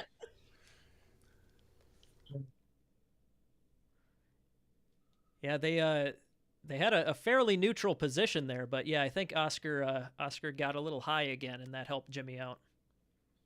Yeah, and he didn't follow up. He had good tachi. This is one of the best tachis. He stood up Jimmy, but he didn't follow up on it. And so Jimmy was able to get low and get into a better position. So if my math is correct, we're going to have Brandon versus Jimmy. And because both of these guys are 1-0 in this round robin, I believe that the winner will get the silver medal. Yes, and losers should be getting the bronze. So we might be taking just a minute to give Jimmy some time to breathe, but that should be our next matchup. And then, after that, I think we're probably going to take a couple minutes, but after that, we will be moving on to our 5-man heavyweight round robin. Where the big boys collide. Yes, indeed. Though I do love lightweight because it feels like a whole different sumo. Like there isn't the big explosions in each other. There's not the power sumo you get to see. You get to see a lot more grappling, a lot more throwing, a lot more fast-paced chest in lightweight sumo. Yeah. I just love seeing like the limbs flying everywhere. It's just like tarantulas. It's like monster bug wars watching lightweight sumo. Yeah, especially guys like our national champ in lightweight, Joe Ponsetto. He is like elbows and legs all over the place. Oh yeah, just incredibly squirrely. I've wrestled him plenty of times. You would think with his very thin build and my giant 400-pound frame, I would easily defeat him. No, it is always a fight. I mean, I've beaten him every time in tournaments, and it pisses him off. But it's always like it is a slugfest, and then we end up grappling each other, and just it's insane and fun. The guy's a great guy. Yeah, he finally got me in a practice bout, and he just got all excited. He was like, "Yes!" I was like, "Okay, man." I imagine, like I'm kind of a short guy, and I haven't done any like sumo competition, but like I've done a little bit of jujitsu, and I feel like I can at least understand the idea of somebody who's like way quicker and way squirrelier than you that it's like walking through a cobweb or something. Where Yes. it's like just sticky all over you. Like, how do I get off of this? Like, where is that an arm or a leg or what's going on here? Yeah, you're just trying to get a grip on the guys who are really good and really quick. You're just trying to find a grip, and they're not letting you get that grip. Yeah, no, lightweight sumo is awesome. It's a bunch of fun.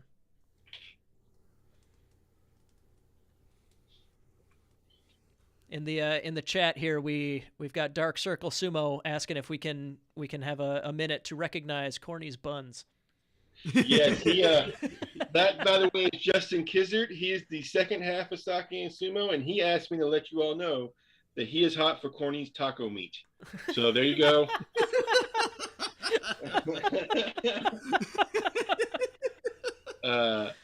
Just had to point that out because, he's my partner in crime. Oh, God. And then Wow. Jared in the chat says, Corny out here with that wagon. Oh, I'm so sorry, Corny, if you're listening to this, but no, I'm not. Nah. If he listens Corny's back to little this, people. yeah, if he listens back to this later, you know what? You have to suffer through this and be appreciated. Okay, here we go. In our potentially last match, we have Jimmy Nottingham on the left out of New York, and Brandon McLeod on the right out of Ronin Sumo Bea. So the winner of this will take our silver medal, and the loser will take our bronze medal.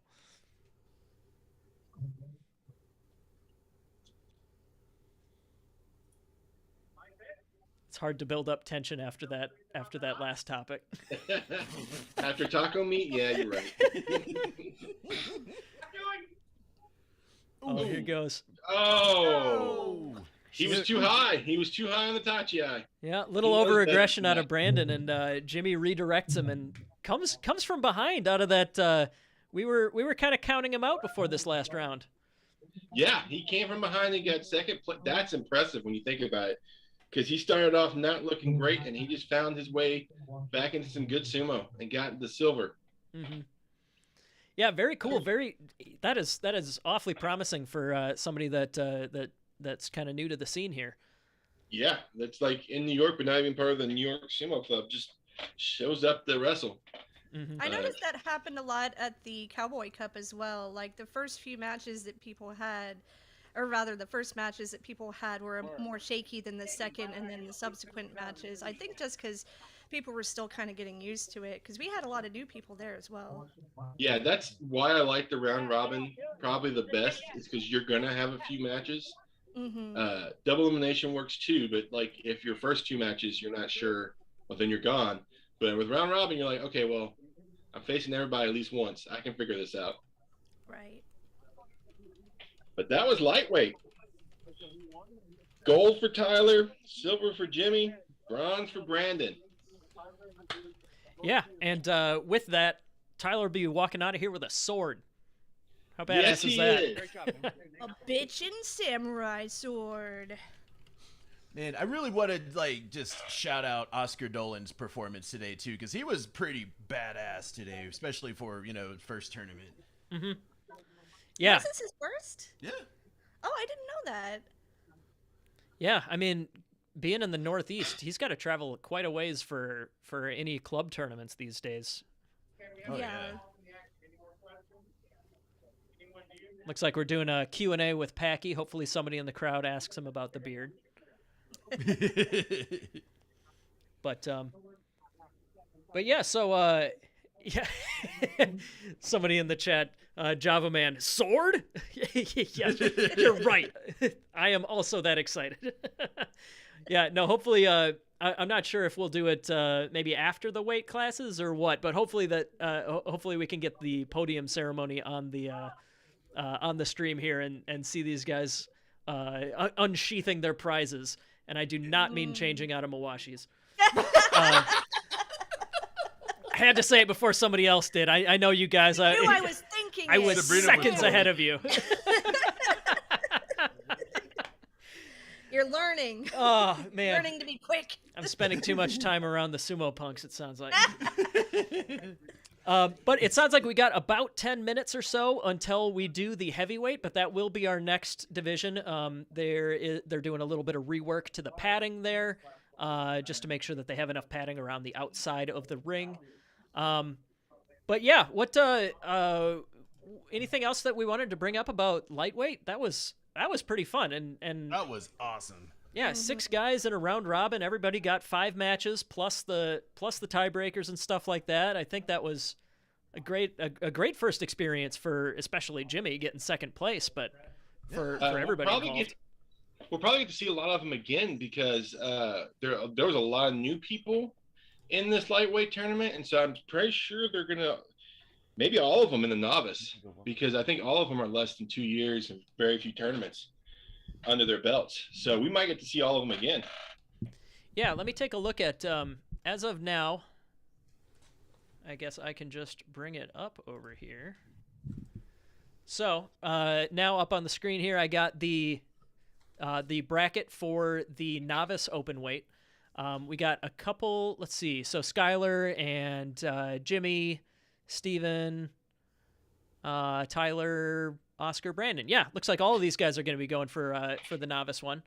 Yeah, that'll be fun. And then we got a couple of these, a couple heavyweights as well that are going to be jumping in there that have less experience, but that should be fun. And this will be they got 1, 2, 3, 4, 5, 6, 7, 8, 9, 10, 11 guys in that division. So they will be doing it as a full double elimination with a loser's bracket down here, so you get another chance to take a win and keep moving on. But that'll be fun. We'll be doing that after heavyweight. I'm not sure if we're doing the novice or the experienced open weight first. Sumo, Brandon McLeod. But here we go. Here's the looks like we're doing medals right away. nice. And Brandon has disappeared. I hope they're not doing this off camera.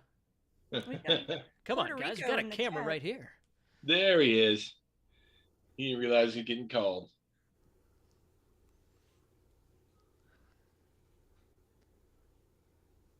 Honestly, did Brandon know he won third place? He looks confused. Yeah. He was like, "What? No, I lost."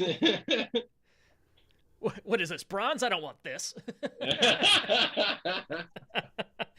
No, excellent showing from Brandon today. That was a real fun Yeah, time. I like watching his improvement since he started last year. It was great. Mm-hmm.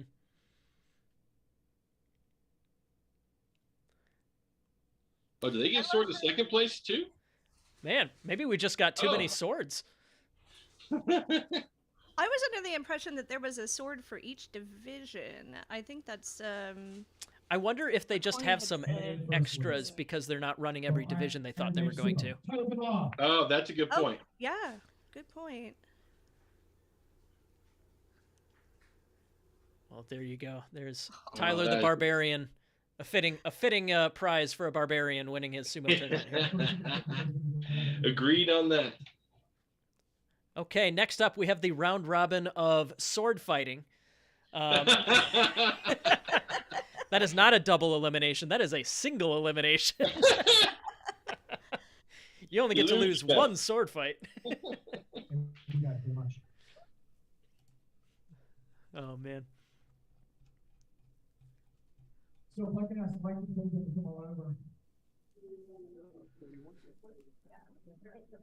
So we're going to be starting heavyweight soon here. I'm excited. We have two of the best in the nation in this tournament. We got Jordan Sykes, who has placed at nationals, even though he is still I don't want to say tiny teenager, a giant teenager. He's giant, absolutely. He looks like one of those anime teenagers. They're just like, no, people who are 16 aren't that big. Well, Jordan is, isn't he? Yeah, right. And we got Mark Jones, who won this tournament last year. Yeah, we just had Mark on the show as well recently. That one was a blast. We ended up in classic GSB fashion. We ended up talking about anime for half the time. So that's just how that goes. But yeah, I watched it. He's a lot of fun though, and yeah, he's been out since he was in Vegas in December for the North American tournament. But that was the last time that he was in the ring. Yeah, I've been I think I've been at 2 tournaments with him, but I have yet to face him in the ring yet. I would like to because he has a very football style, and it's fun to watch, and I would like to go against him at some point. Matt's taking Furiosa out to poop. He'll be back in just a minute. Okay. It looks like they're showing how to tie a mawashi. I think is what I'm watching here.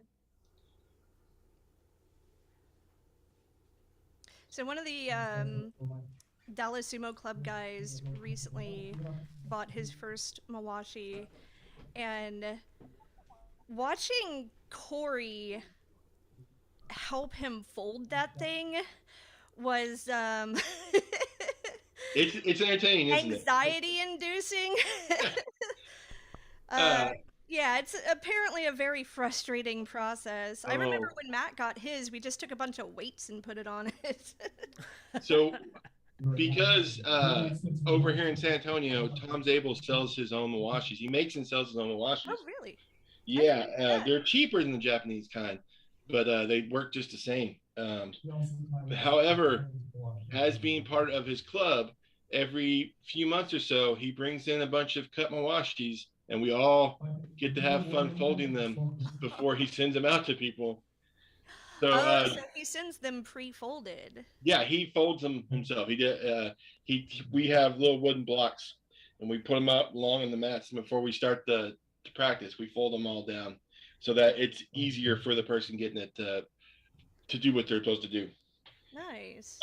Cool. But yeah, so I do that all the time. If Jake is buying mawashis, then Jake, I probably folded your mawashi. Yeah, probably. I actually, I've been saying for the last few weeks now that I was going to buy my own mawashi because I officially joined the Dallas Sumo Club. Sweet. Yeah. I want to see more women in sumo, and so I can't keep saying that and not do it myself. So I decided I'm just gonna do it myself. But yeah, I might hit him up for one of his mawashis, especially if I don't have to fold it myself. Yes. Yeah, if you can get that out of the equation, it makes it a little bit easier of a decision, doesn't it? Yeah, hell yeah.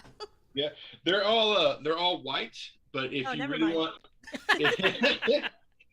if you really want black, you can do what Elizabeth Salazar did. She just dyed it. She threw it in the thing and dyed it black. Yeah, I could do that, I guess. It's kind of hard to dye that much fabric when you live in a tiny apartment, though. Yeah. I'll figure it out. Hey, we got a question in the chat asking for a link for selling mawashis. So you can go through the Mighty Eagle website. Is that right, Caleb? You can. It's easiest. The thing to do though is to give me 2 seconds. I'll pull it up. To email Tom Zabel. That's the fastest way he'll get it to you. And if I can pull up his address here. Yeah, because getting in touch with Tom direct is certainly better than going through the website that, you know. It is. So if you want to get one from him, his are usually, I think, depending on the size, $100 to $130. And it's Mr. Sumo at txun.net. So I'll say it again, Mr. Sumo at txun.net.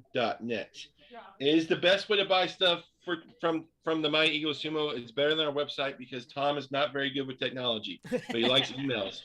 He knows how to work emails, though. Also, you can just get in touch with any one of us, and we can put you in touch there as well. Yes, but this is true. And you can find me all over the social media, Instagrams. If you message me on Instagram or Facebook, or you message Mighty Eagle that way, we will also get it to you that way. We also have T-shirts that just came out that say, it's like those old athletic ones that say "Property of Mighty Eagle." They're pretty sweet. They should be about $30. Is this an audience member about to go against Tats and Lats over here? Yeah, it looks like Coach Karinga is getting in the ring here. He doesn't have his middleweight division today, but he does have a volunteer victim from the crowd, it looks like. This is one of my favorite things to see at tournaments, is when they get volunteers to get into the dojo and try it out for themselves. We've actually gotten a few members of the Dallas Sumo Club that way. Yeah, it happens. We've gotten some Mighty Eagle, including Mighty Mouse herself and Ketzel, who competed at Worlds this year.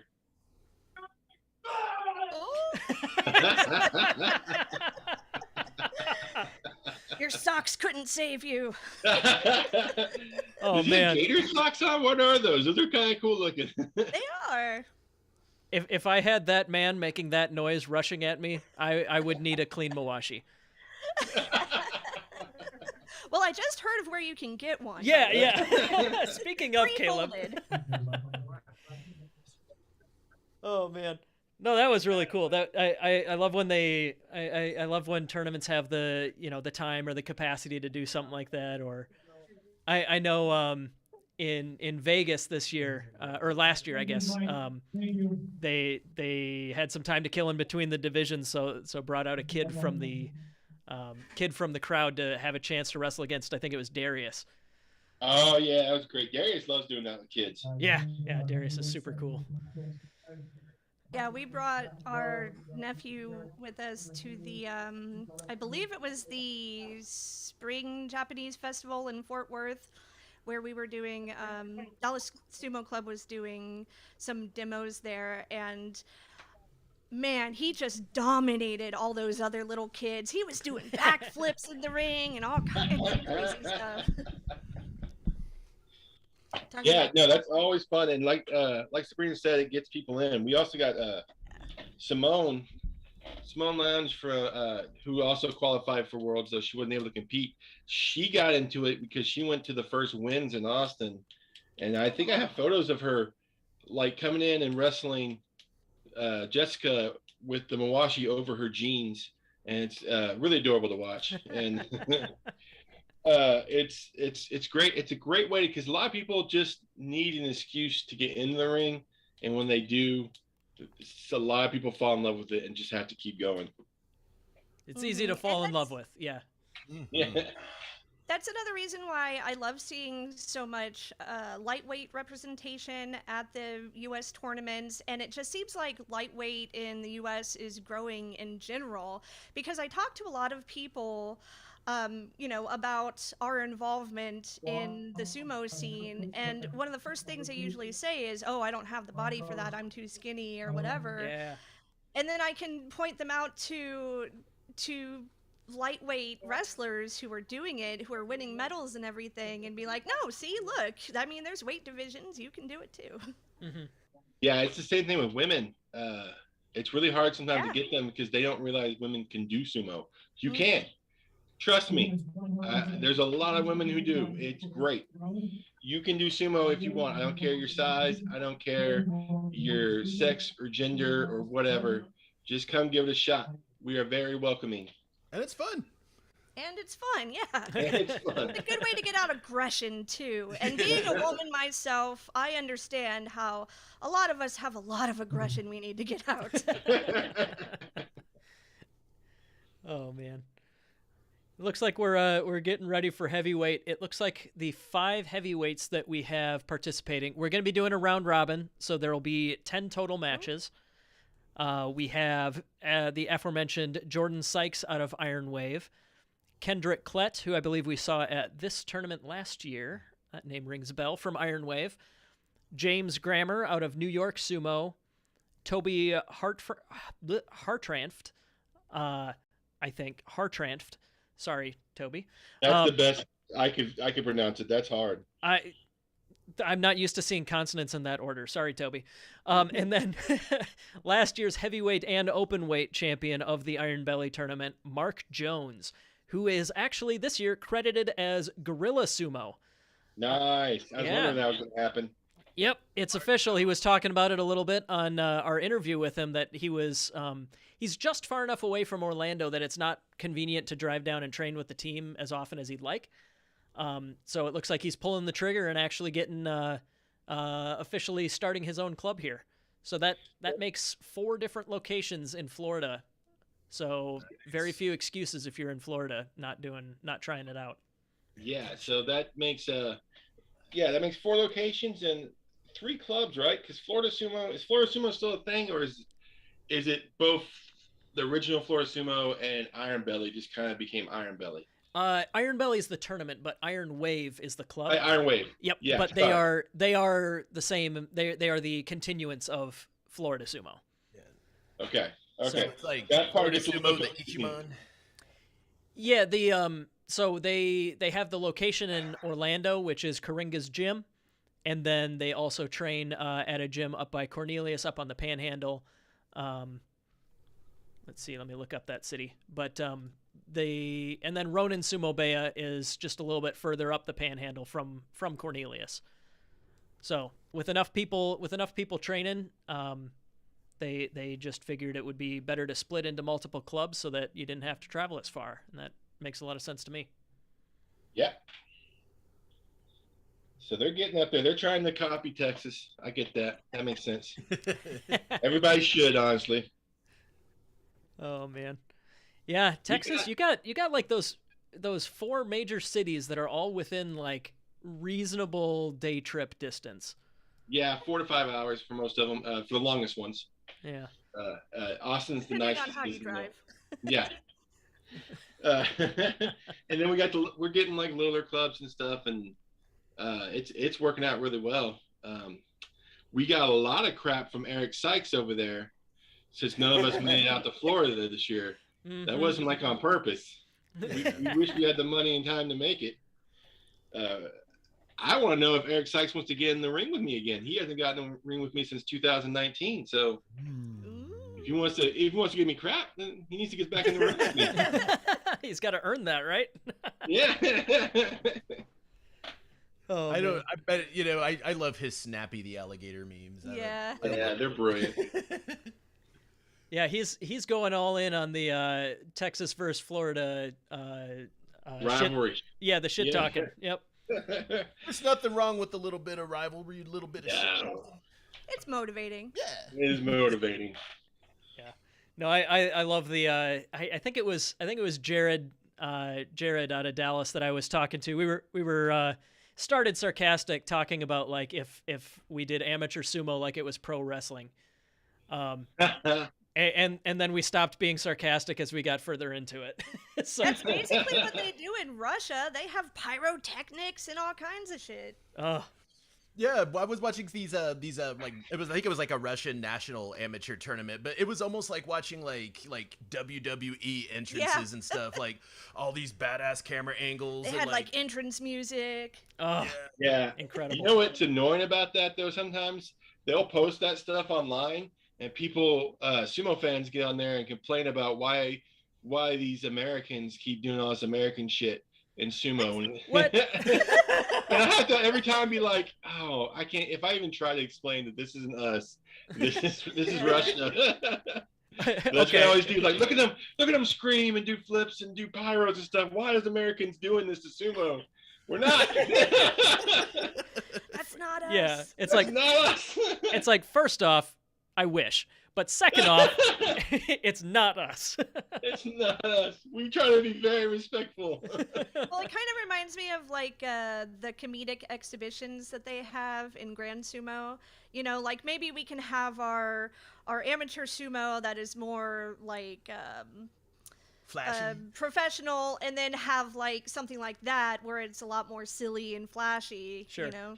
Yeah, we can. Let's save the. Let's save like the honor and dignity for the national tournament, but when we got club tournaments, I mean, no backflips in the big tournaments, but if it's the other stuff, feel free.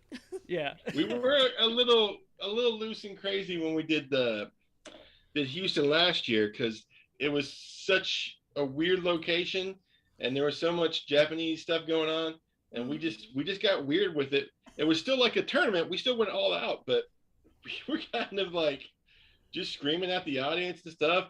I did things like they do in professional sumo, where you run up, like you do the little bow thing at the end of Cherry Chozu, and I would run up to the edge of the Tawara and scream and stuff and do my back bends. It was a lot of fun, I have to admit. And the crowd was screaming.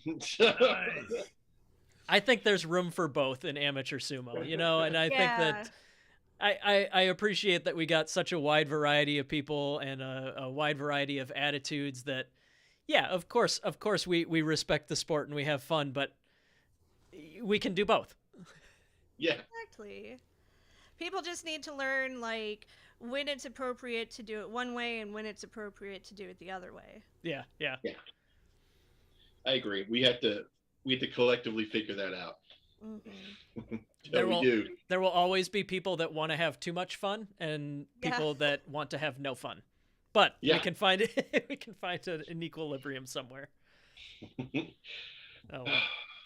So Caleb, what would be your entrance music when you have pyro and you're walking down to the dojo? So there's a song by Garth Brooks called "Burning the House Down," I believe what it's called. And the reason why it would be my intro music is this: the intro of the song. It was done live. He never recorded it in the studio. He recorded it live, and the intro of the song is just awesome rock guitar, and the rock guitar would stop, and the entire crowd would go, "Yeah!" And so you hear, "Yeah!" And I was like, that would be the best like wrestling intro music, because the crowd would just have to get the weight, and as soon as the guitar riff ended, "Yeah!" So that would definitely be mine. And that's when your pyro hits. Crowd. Yes, because I want the crowd to get into it. Anything that gets the crowd going into it is what you want. Yeah, exactly. Yeah, I'd probably do Holy Wars by Megadeth. That'd probably be me. Nice. I don't know what my character gimmick would be, but probably basically just smaller Tyler. I think that would be fun. What about you, Matt and Sabrina? What do you think? I think I would go with what's that Solicitor song? Oh, the Red Queen. The Red Queen, yeah. I think I would go with that one. They're not as well known as like. It's very power metal. Yeah. Speed. Yeah, I don't know that. that song, but Red Queen sounds awesome, like an awesome character. So. Oh yeah, it is. If you have a chance to listen to it, definitely listen to it. I think we put it on one of our recent episodes. Not the song itself, but we recommended Solicitor on one of our recent episodes. They're one of my favorite bands, honestly. Power metal. So are you talking like?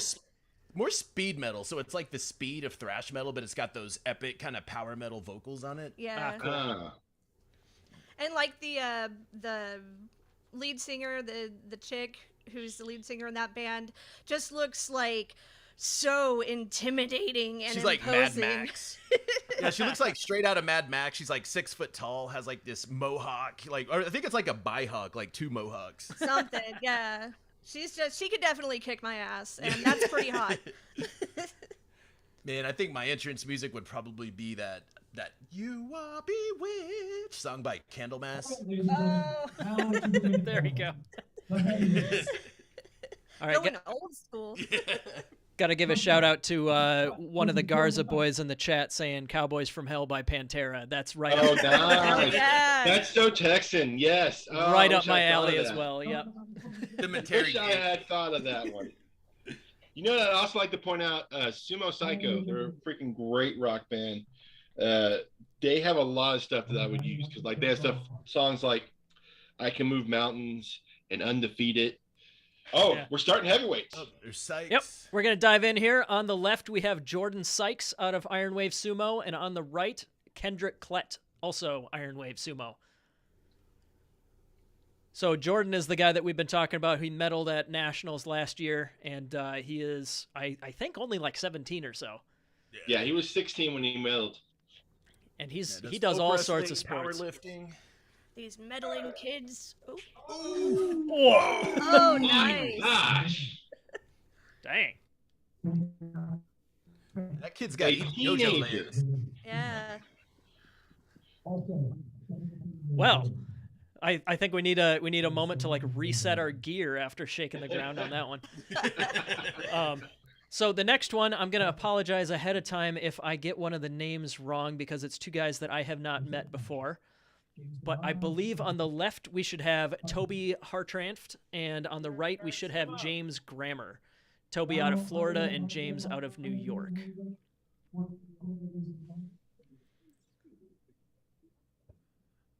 But again, we'll I don't think I know either one of these guys. we'll make we'll correct it as we go, as we learn who's who. But yeah. So again, for heavyweight, this is 5 guys. So each guy is going to have 4 matches Again, best record is the one who wins. But with 4 matches, I think we're likely to have some ties here. We'll see what happens. And I'm so jealous of that pink athletic tape. I was thinking the same thing. I like the way it crisscrosses on his leg like lightning. Yeah. Yeah, his knees are actually fine. He just loves the way it looks, and I do too. All right, again, we believe this is Toby on the left and James on the right. Oh, that was a hit. Keep it straight. Keep it straight. Keep it straight. Look at the turn, though. Come on. Oh, he turned it back around.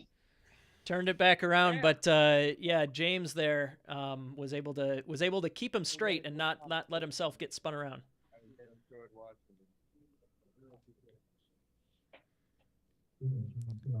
And I believe James is going to be right in this next match, so we might take a minute to breathe.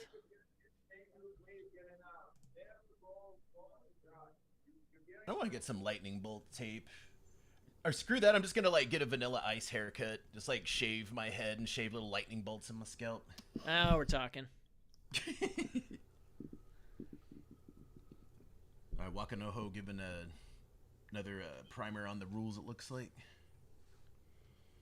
Next, Mark Jones. Giving everybody the business there. Oh, here we go. Mark Jones. So yes, that was correct. That was James on the right. So we can keep track. James is the guy with the lightning legs. But lightning legs. Never mind. He's not James anymore. We got now lightning legs. Lightning legs. Okay, so this is Kendrick Klett out of Ironwave Sumo on the right, and Mark Jones, the aforementioned champion from last year, on the right, out of Gorilla Sumo.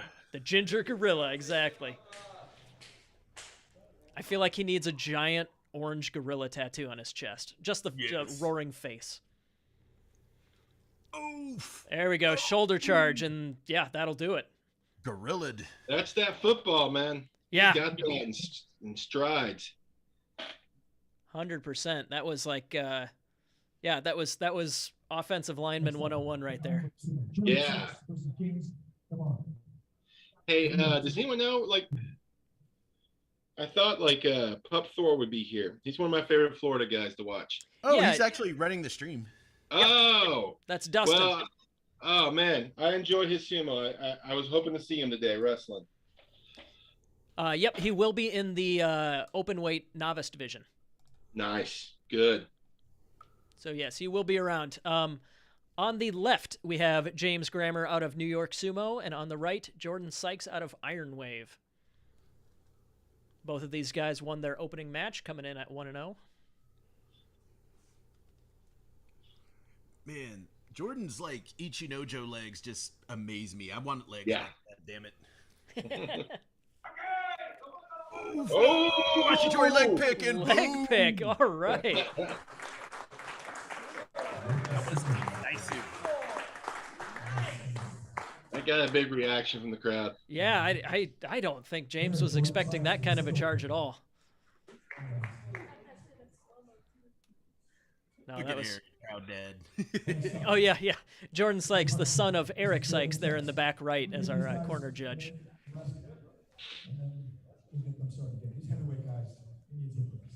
So I think what Karinga was saying there is because we got heavyweights and because everybody needs to do back-to-backs here, we're just going to take a little bit longer in between the matches.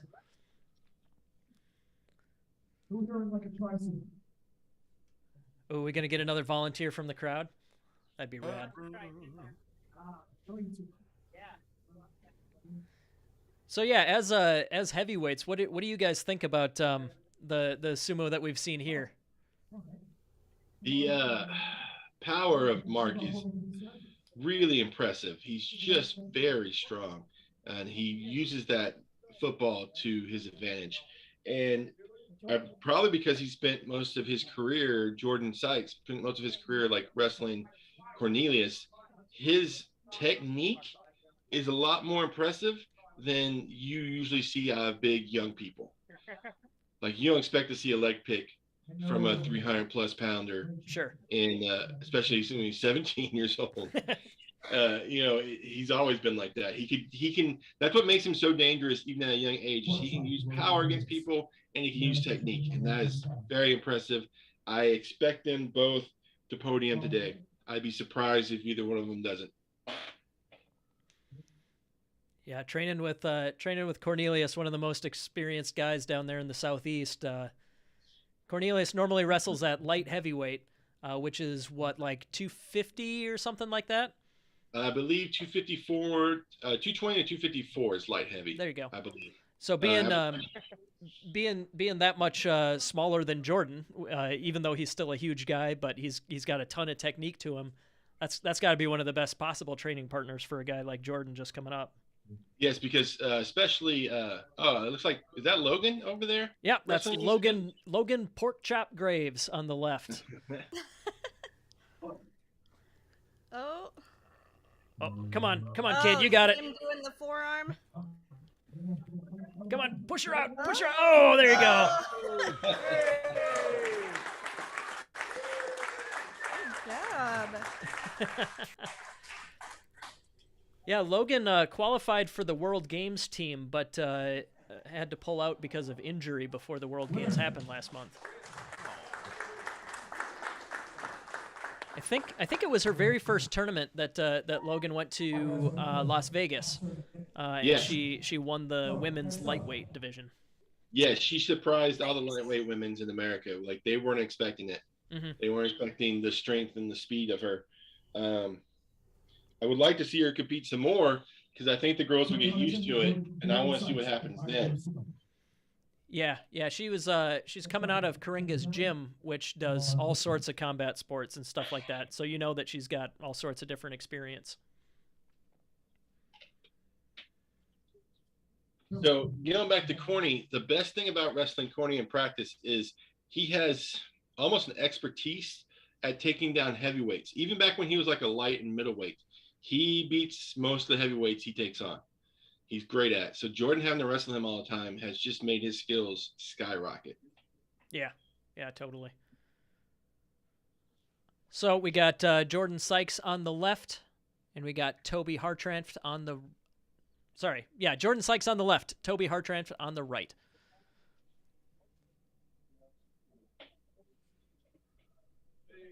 Jordan coming in at 2-0. Toby is currently sitting at 0-1.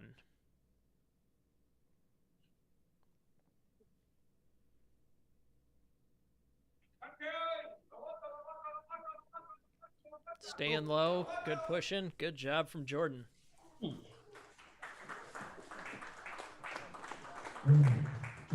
There you go. He also changed up there. That was really exciting. He went for like an arm grab or something, but it didn't work, and then he just changed up to regular pushing and followed him out.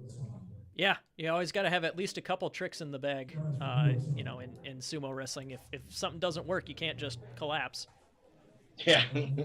So, yeah, that was impressive too. He was staying low, and you saw how low he got as he was finishing the match. That's is that like to help not let somebody get around to the side of you? It's that, and it's just you have so much more power when you're squatting. So it's hard to push back on someone who's squatting. I mean, everybody, if someone pushes up against you, like if you get down in squat position, it just makes it harder for them. Sure. And lightning knees are back. Yep, we got Mark Jones on the left and James Grammer on the right. Right. The Ginger Gorilla versus Lightning Legs. Oh, Lightning Legs. Big collision. Oh. He's got the double insides though. Oh. Yeah. Speaking of having a second trick in the bag, when the shoulder charge didn't do the whole job there, Mark was able to get double inside grip and escort him out. Mark Jones. Yeah, looking real good today. Yeah, for those who don't know, if you get double insides, it's really hard to fight. Unless you're Terano Fuji. Yeah. Really difficult. Yeah.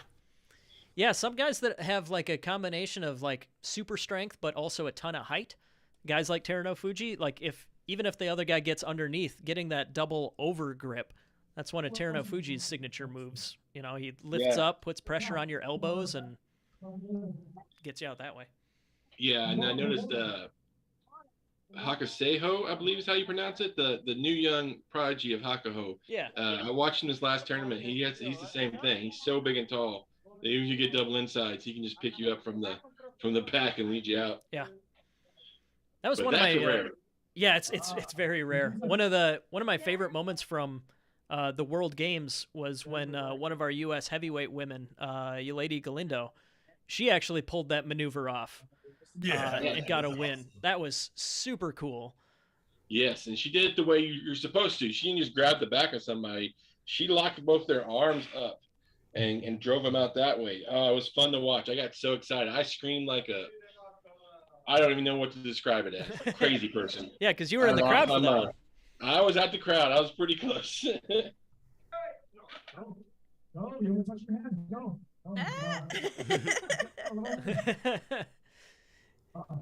Little slow off the draw there, but yeah, there you go. Good underarm Curse throw. of the socks. Yep, skinny jeans got owned. Skinny jeans. Yeah, socks are 0-2 today, aren't they? Yes, they are. Maybe not the best strategy for a vinyl mat. But hey, I'm no expert. But it makes the Suriashi easier, though. Yeah.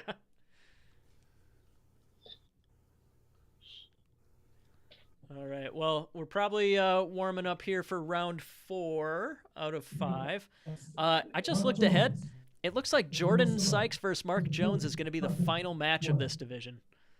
Ooh, so that could be for gold right there. It could be just like lightweight. It could come down to the final match for gold. That would be rad. That means someone knows what they're doing when they're putting these brackets together. Yeah, no kidding. Oh man, stream's struggling a little bit. Okay, here we go. We got Toby on the left and Mark on the right. All Florida matchup here. Mark coming in at 2-0, and I believe Toby is sitting at 0-2.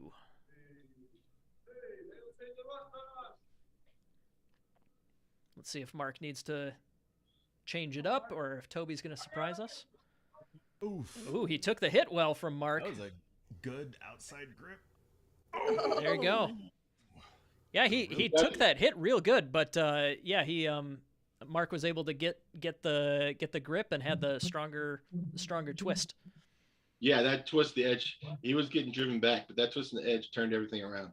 It can, because when you get twists like that, suddenly you're not sure what to do because you're going one way and you have to start going the other. Yeah. We did have a question in the chat. We are doing a 5-man round robin. So there are 5 rounds of 2 matches, 10 matches total for the heavyweights. And we have 3 matches left. So this next one should be James versus Kendrick. There we go. We got James on the left, Kendrick on the right. James is out of New York Sumo, and Kendrick is out of Ironwave in Florida. More fabulous beard here. Yeah, no, Kendrick, that is an excellent beard.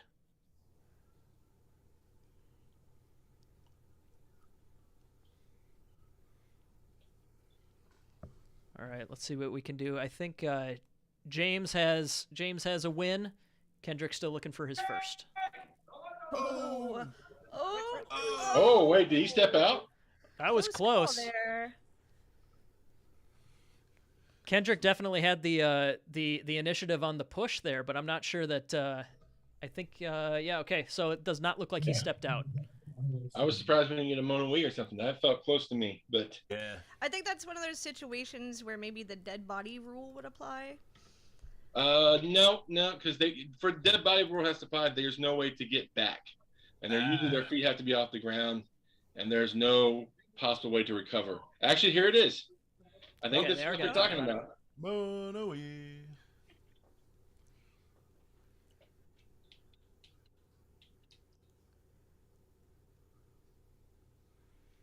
So yeah, that's probably what they're talking about. It's possible that before James went down, Kendrick's foot could have gone out to our left, out of the ring.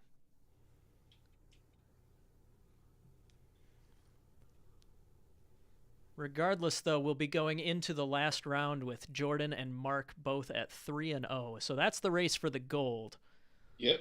So we'll see where it is between James, Kendrick, and Toby regarding the who's racing for third. But I think at 3-0, those two have locked up the top 2 spots. So yeah, it is really just a battle for bronze. I think James gets this. Our next group for Sake&Sumo. Here we go. Taking a sec, or are we moving on to the next match? I think they're moving on.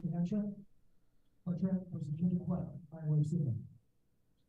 Okay, looks like Kendrick versus Toby is our second to last match in heavyweight here.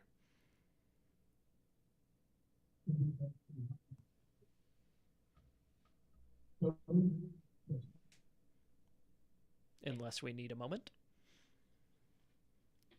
So after these two final matches, we will be looking at potentially doing some tiebreakers, but we'll see what happens there.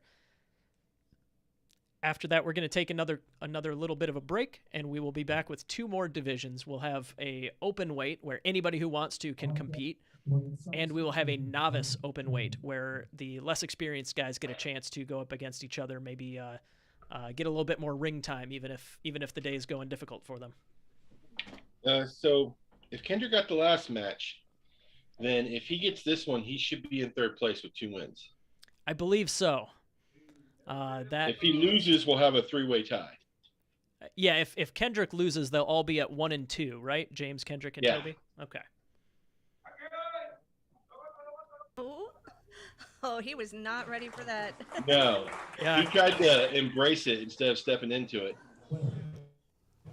Yeah, that was working for Oscar earlier today, but yeah, didn't work out for Toby that time, and it looks like Kendrick will lock up our bronze medal.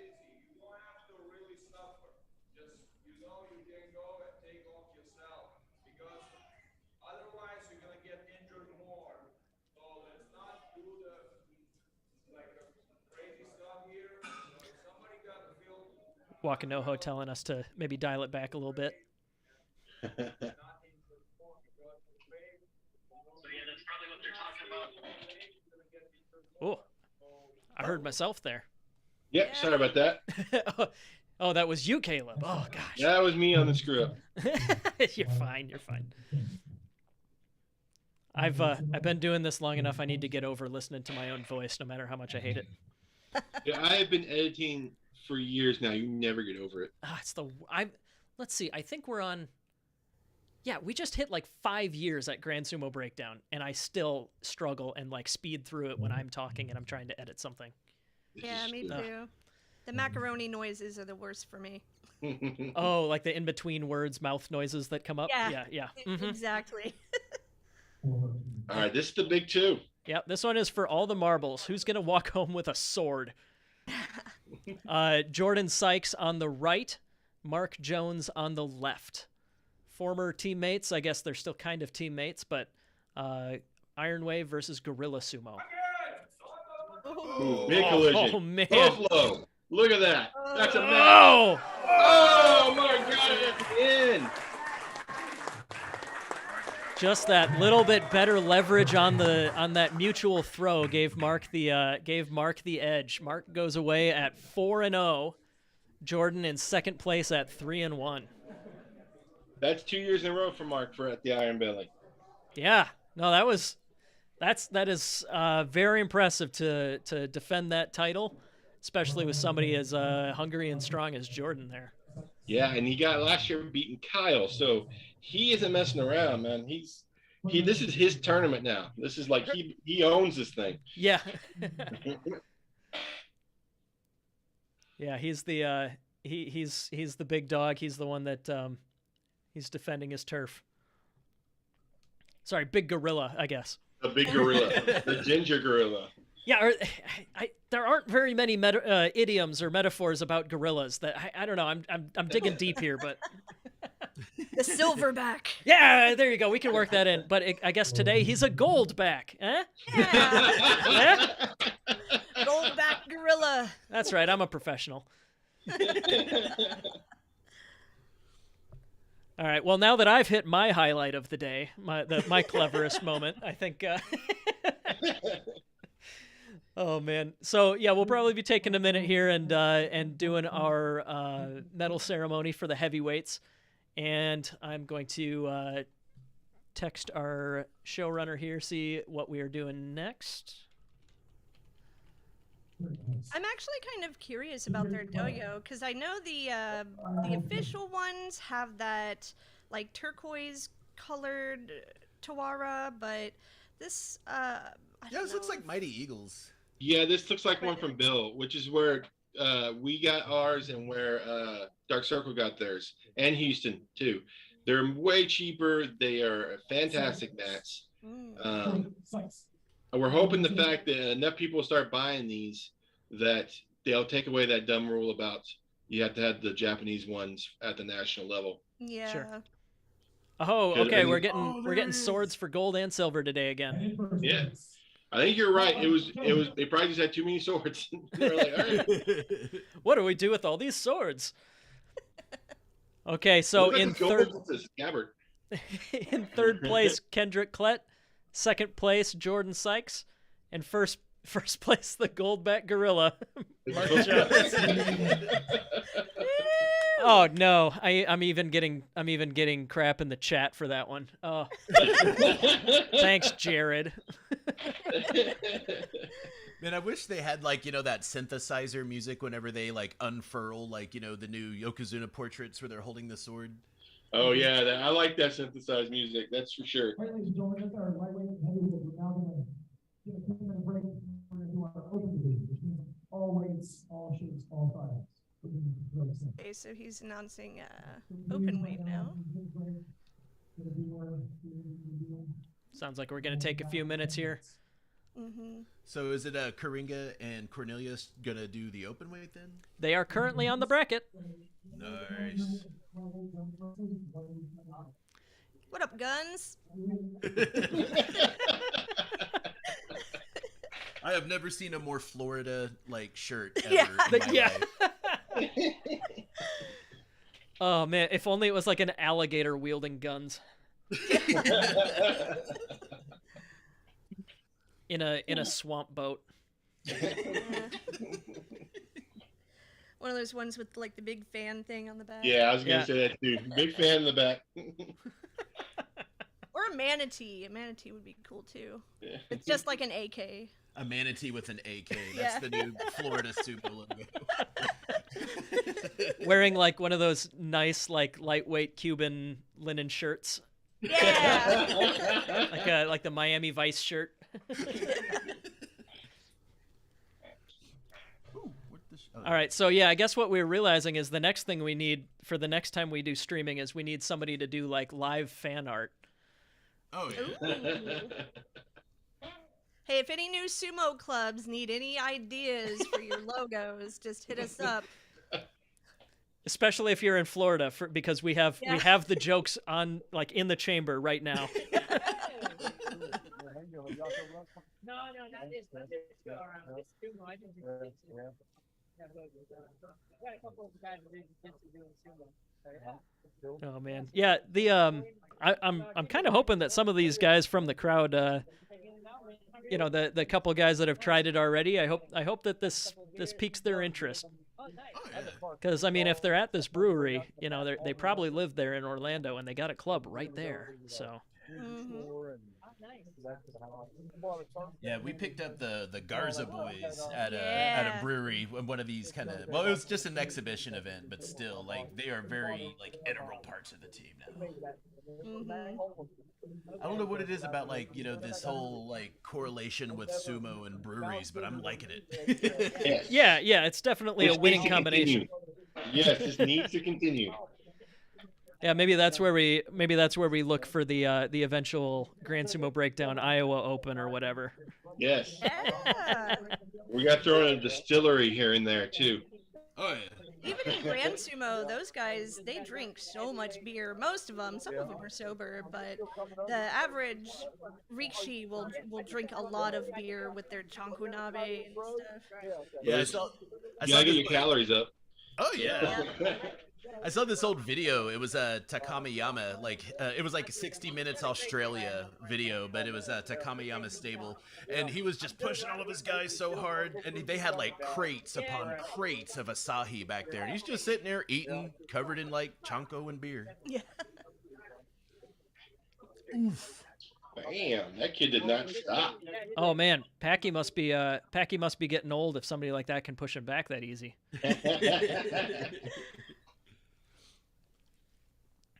So we do have the official word. We will be doing the open weight, the experienced open weight first, and then the novice open weight after. There are some people that are doing both, just for the heck of it, for fun. But the novice is limited to people that are less experienced. So, but yeah, as of now, we do still have Cornelius and Coringa on the open weight bracket.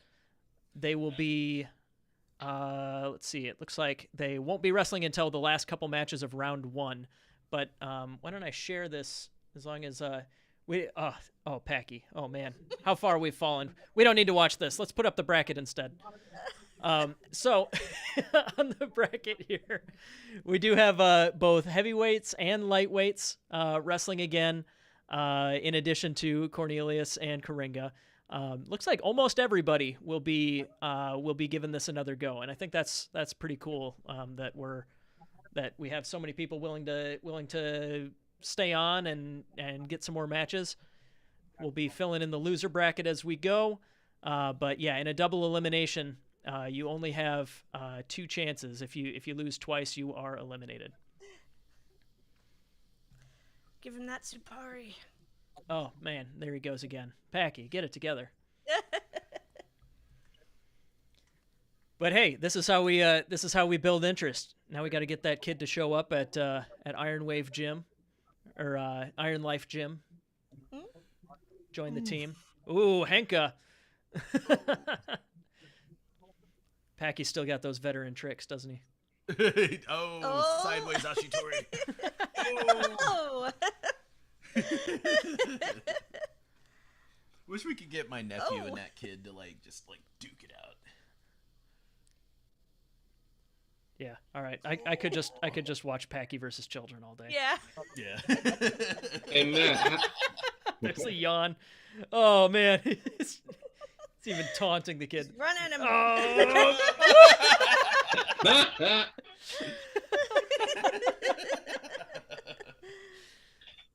Oh, this is better than the professional comedy sumo.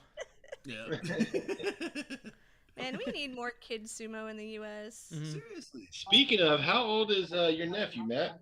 He is going to be 7, September the 23rd, I think. That's pretty young compared to the guys we got. We're gonna have a youth thing. We're bringing all 3 of our youths to Constance Cup. Oh, nice. So we're trying to get more youths to show up and wrestle. Anyone below 18. I know the Houston guys, sorry, I'm having a brain fart. Shogeki, yeah. When we were interviewing them a while ago, they said that they had, I think it was them, wasn't it? They said they had some kids mawashis donated to them. Oh, And that was us. Oh, was it? Yeah, Mighty Eagle. wow. We have a bunch of them. I wonder if they actually got any kids to wear the mawashis, really.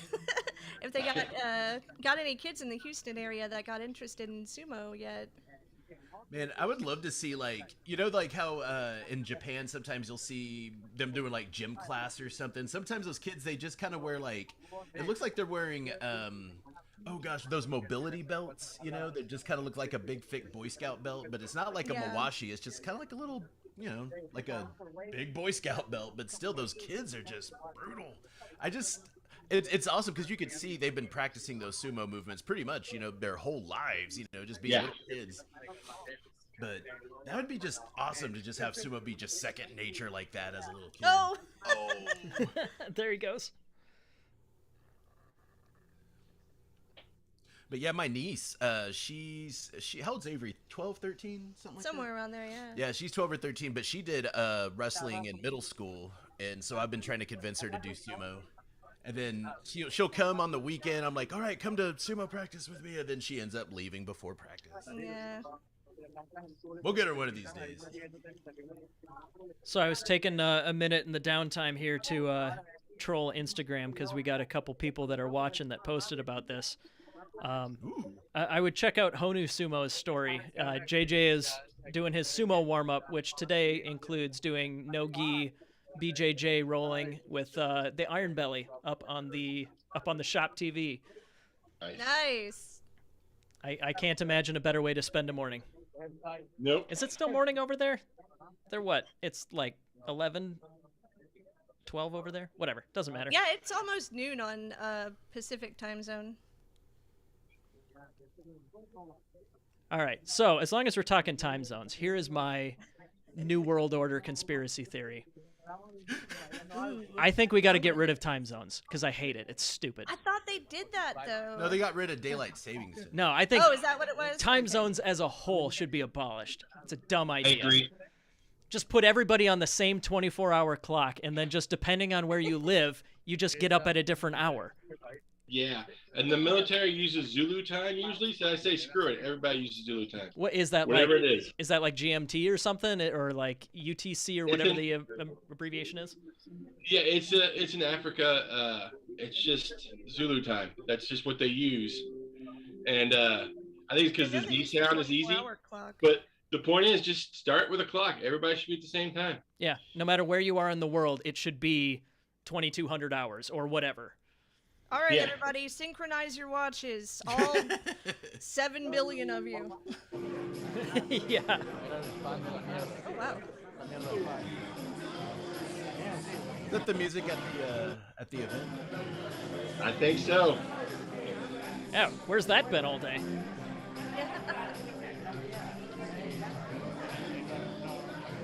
Come on, man, play some Skinner. Free bird. Oh man, yeah. If we're gonna have that, we might want them to turn down their mic a little bit. But it's good background for the moment. Oh, that was it. And all right, That was the whole song. that's all we get. Oh man. All right, I'll be back. I need to go make a deposit in the men's room. Got it. Now's a good time. Now's a good time. That was a good time. Packy's just getting his ass kicked over and over again. It's painful to watch. If anybody watching has any questions, go ahead and put it in the chat. Oh yeah, absolutely. But yeah, Sabrina, what of the Sumo Punx? What have you guys been up to on your show recently? Well, I'm trying to get these t-shirt designs posted. It's been pretty slow going though. Things are changing at our day jobs recently, so we're not really having a lot of downtime like we thought we would. Yeah, I know how Other that goes. than that, we got another interview coming up. We're actually going to be doing that tomorrow and then getting that posted probably sometime within the next week. And a few different episode ideas that I've been working on lately. I really wanted to do an episode that was just all about sumo terms and definitions. Ooh, yeah, that'd be a good one. Yeah. So we're gonna do something like that. That's gonna be super fun, actually. I already wrote like so many stupid jokes for it. It's gonna be awesome. But other than that, just trying to get things done on time, which is always the number one struggle. Yeah. No, we've been having trouble with the same. Just it's. I don't understand why things in my adult life think that they get to happen when I have sumo things to do. Yeah, what the hell's up with It's just rude, really. Right? Like it's just rude for my for me to need a new water heater when the sumo newsletter is in the works here. It's impolite. Yeah, I actually am almost done with the Sumo Punx ad that we're going to be handing over to you to put into the newsletter. Ooh, excellent. And then the article that I was working on, I'm actually going to work on that a little more after this is done. So Nice. Yeah, the if you're listening and you haven't heard of the American Sumo newsletter, that's something that we at Grand Sumo Breakdown have started putting together recently, and because it's a ass load of work to do that all the time, we have recruited help, and both of both members of the Sumo Punx have stepped up and are helping us out with some more content. Ideally, we're just going to keep expanding that and get more and more stuff in there. So if you're ever interested in contributing art or articles or anything to a PDF newsletter that we spread around on social media, just get in touch with us, because there's a lot of stuff and it's really just comes down to how much time we have to work on it. It's not a lack of effort or anything. Yeah, I actually went to a fancy journalism school when I was in college, so So I you're haven't way more really been experienced putting than those us. skills to work at all since I got out of college. So I definitely wanted to volunteer for this just so I can, feel like I didn't waste 4 years. Yeah. Yeah, no, it's kind of funny. Like I started getting this going, and I'm like, yes, me, the engineer, plus my other 2 podcast buddies who are also engineers are also going to start writing like actual like not long form, but like actual like articles, as opposed to just sitting around podcasting. Wonderful idea. And then I reach out to you guys and you're like, oh yeah, no, we both are like liberal arts style, have plenty of experience with writing. And you should have just seen me just deflate and just go, oh my God, thank you. Volunteers who know what they're doing. Yeah, we even talk sometimes about how much we miss writing papers. Sure. Like, researching stuff and then writing like a 15-page paper on it, and then, doing stuff like that like we used to do in school all the time. Yeah, for people like us who have that more, I guess, writing-oriented mind, it becomes addictive almost, Sure. I don't know, but I believe you. I'll put it that way. We have Jared in the chat asking, why is there a bank in Matt's men's room? Did you forget to close the door? Wow. By the way, you guys come through anywhere in your apartment on the microphone. So just a heads up. Matt's also just very loud. This is true. There is no way to quiet Matt. Even if he's like 20 feet away, he's going to sound like he's right next to you. I have a powerful instrument. It makes editing our podcast episodes. Yeah, but we're talking about your challenging. voice right now, Matt. Hey! What are you looking for? My glasses. I can't find my glasses. I can't see a thing without my glasses. You just call me Velma? Yes. Sure did. Go ask Scoob and Shaggy. Zoink, Sumo Punx.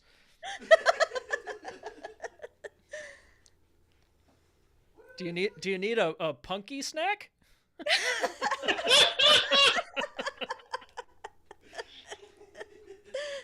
I love that he's still out away from the microphones looking for his glasses, but we can just hear him cackle. All right, guys, give me a moment. I have to help him find his glasses. Well, yeah, if he doesn't have his glasses, how is he supposed to find his glasses?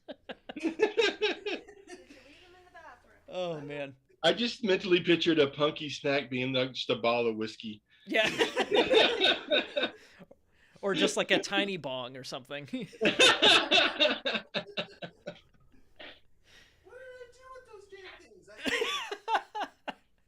Oh man, this is now like the most exciting thing for the moment. They're not in my pocket. I just took them off to put my hair up, and I can relate to that though. I heard him say like, I just took them off to put my hair up, and I do that all the time. Yeah, I used to. Oh, there they are. I've only had long hair for like what, maybe a year and a half or 2 years or so, and I still am like just completely helpless with it. Yeah, I had long hair for about 3 years before it started falling out. Right. You're just like your mom, always putting stuff in goofy places. I am not. Gonna let that one go there. Yeah, we're just gonna forget we didn't hear that. It's an inside joke. My poor mom. If you're ever looking for anything, like if she can't find her phone, it's probably either in the refrigerator or in one of the cabinets. Mm-hmm. No, I'm there with you. My wife is at full on pregnancy brain level. So yeah, stuff's in the fridge, or like the milk is in the cupboard after eating a bowl of cereal or something. You know. There was also that one time she took the rotisserie chicken into the shower. She did do that. Like, it was like when I first moved to Texas, and I was like, my mom and I got like stupid drunk. It was beautiful. But anyway, so we were like. So anyways, though. Yeah, we went and got like a rotisserie chicken, you know, because we just wanted to get like super drunk and just like watch movies and stuff. But she got way too drunk, way too quick. And so sometimes, you know, she gets super drunk. She'll go kind of sit in the shower for a bit. But she took the whole rotisserie chicken into the shower. Oh, with her. Mom, why? And I was like, what the hell? And I was like, Mom. And I'm banging on the door. I was like, where's the chicken? And I kind of looked in there, and it's just gone. It's just a carcass. I'm so mad. Where's the chicken, Mom? Oh, Jesus. All right, Corny says. Okay, here we go. We got open weight starting up. So let me refresh my page, because it did sound like there was There's some changes. There's some changes. We're down to 8. We are starting with Skylar Dawson on the left out of Florida, and Mark Jones on the right out of Gorilla Sumo. Okay. Mark Jones What's looking Skylar for gonna his do second against the goal. gorilla? Yeah. This is definitely a David and Goliath. I mean, we're not going to pretend there isn't a favorite in this match, but let's see what Skylar can bring after the matches he's learned from earlier today. Oh, perfect time for the stream to have a hiccup there. Damn it. Come on. Oh, no. What? No! Way to win that one there, Mark. Curse you, internet. Oh, man. No, that was the spirit world had to censor that match. I mean, everybody was on their feet at the end of it, so it couldn't have been that bad, but it's... Shoot. We can imagine how amazing it was. Yeah, but we have 8 people, but we are still doing a double elimination, so we will have another chance to see Skylar. In our next matchup, we have Kendrick Klett and Cornelius Booker. Cornelius on the right. Both of these guys out of Ironwave. Cornelius getting his first chance to wrestle today. All right, Cornelius is actually the reigning light heavyweight national champ. Won that title in Utah earlier this year at FitCon. Just one of the nicest human beings, too. Yes. Yeah, absolutely. And like I mentioned before, he's one of those guys that, like, if you're like, I think sumo might be kind of interesting, Cornelius will latch on and drag you kicking and screaming into having fun. You will also always try to make you go traditional. Yes. Oh, yeah. Oh, that was a big hit. Corny's got a good grip, but definitely has the size disadvantage. Working for the belt. He's blocking Kendrick. He now does have the double. Corny's got the grip advantage. He's getting lower. And out he goes. Nicely done. Yep, methodical. I told you before, Corny has a specialty against heavyweights. Yeah. He destroys them. That was solid defense. He just waited for his opportunity, kept working his grip better and better. And Caleb, what do you mean when you say Corny wants you to go traditional? He wants my buns out is the best way I can put that. And every guy's buns out. Under the Mawashi. He definitely wants to see nothing under the Mawashi, and he will keep pestering you about it. Regardless of how many times I said, please, I don't want to do that. He's going to keep asking me for it. I mean, not all of us can have keen buns like Corny, you know. I know. I got hangy buns. My buns aren't like, you know, they look like Homer Simpson's mouth. No! I've ruined the Simpsons for They you. do kind of look like big labes. Talk about my butt labes like this. Oh, for Christ's sake, we've got Oscar Dolan on the left out of New York Sumo. And we got Jordan Sykes out of Ironwave Sumo on the right. Jordan fresh off his heavyweight silver, and Oscar, I wonder, I kind of hope he doesn't go for his reactive style here, because I think if he tries to let Jordan set the pace, he'll just get blasted out. over. Yeah. Yeah, I can see that fire burning in him, though. He wants revenge. I'm sure he's got some tricks up his sleeve. Let's see what he's got here. Come on, be wily, Oscar. This kid's got power. Oh. Sneaks Oh, around. nice try. Oh. That was a That good was a instinct, nice though. try. The spirit Yeah. was there. He jumped a little to the side and went for the leg pick. Definitely not. Definitely didn't go head on, which probably would not have come out too great for him.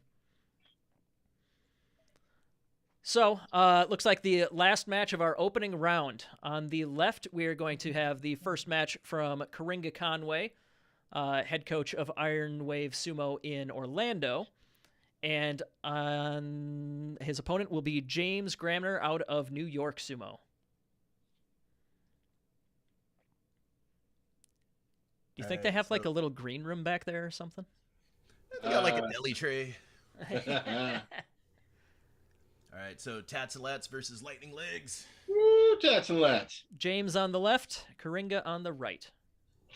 Karinga, by the way, is one of the first martial arts that he started with was capoeira, which is Brazilian, and Karinga is actually a nickname he was given by his capoeira group, and it means Joker. Nice. Which, if you know him, makes plenty of sense. Yeah. Outside the Tats and sumo ring, lats. yeah, like outside the sumo ring, he's always joking around. He's playing pranks or being goofy or something. Oof. Big charge, but James took it well and gets a better grip. Ooh, he got Karinga back gets down. well. Look at that. Oh! There you go. I don't know. Did he step out? I saw a foot go out, but he may have been in an irrecoverable position there. It might have been dead body. That's what I was Yeah. thinking. Yep. Referee's going to There you award go. it to Karinga. I don't think any of the side judges are raising an objection, so there you go. Yeah, that kind of looked like what we were the match earlier with Brandon that we were looking at, where he had the Yeah. power advantage, but couldn't like keep his opponent directly in front of him. I think that was a good example of doing that. Having a better result out of that.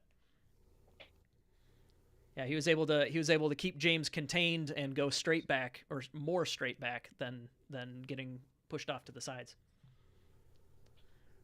So I believe we're going to move to our losers bracket, which should be, I think Skylar and Kendrick should be our first match, but let's see. We might be moving on to the quarterfinals of the winners bracket first.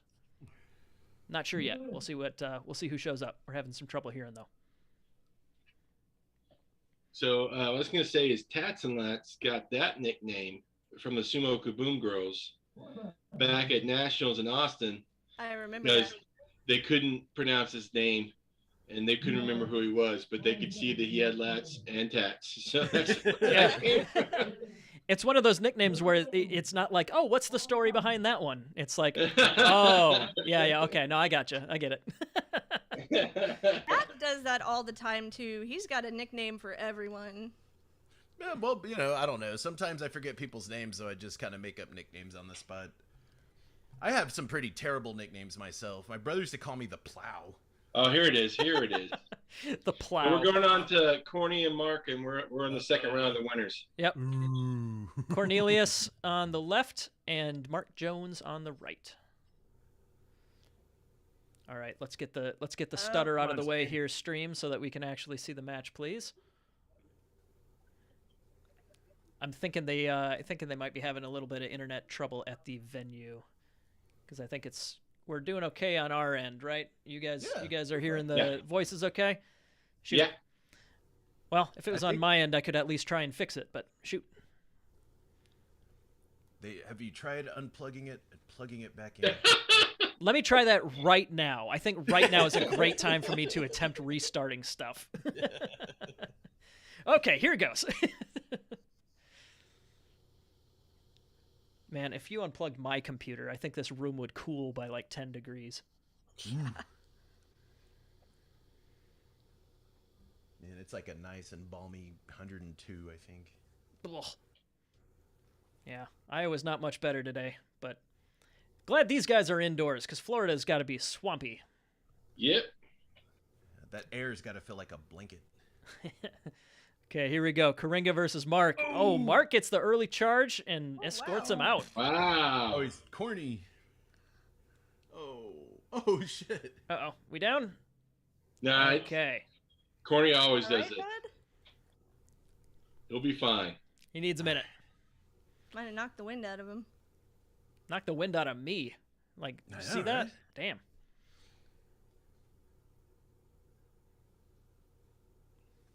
Something complicated there, or what's going on? I have no idea. I wonder if You- they are calling it a false start. No, I don't know what that was, but I have no clue. He was explaining something. Yeah, interesting. I saw that Mark got a pretty quick start compared to Corny, but I don't know if that was. I mean, if he let the guys go, it certainly they weren't calling it a false start or anything. I'm looking at the weather radar for the area where the tournament's taking place. It does look like there's some storms around there, so that might be what's affecting the stream. Gotcha. Clogging up the satellite feed. No. Yeah, although it's Florida, I mean, it rains every day this time of year in Florida. Clogging up our inner tubes. Yeah. Our internet's just a series of tubes. Who was that? Because that's one of my like favorite 2005 ones. called. They want their joke back. Yeah. All right, this is gonna be good. So on the left we have Karinga Conway, and on the right we have Jordan Sykes. Both of these guys again out of Ironwave Sumo. The teacher and the pupil to some extent, despite the pupil being like 3 times the size.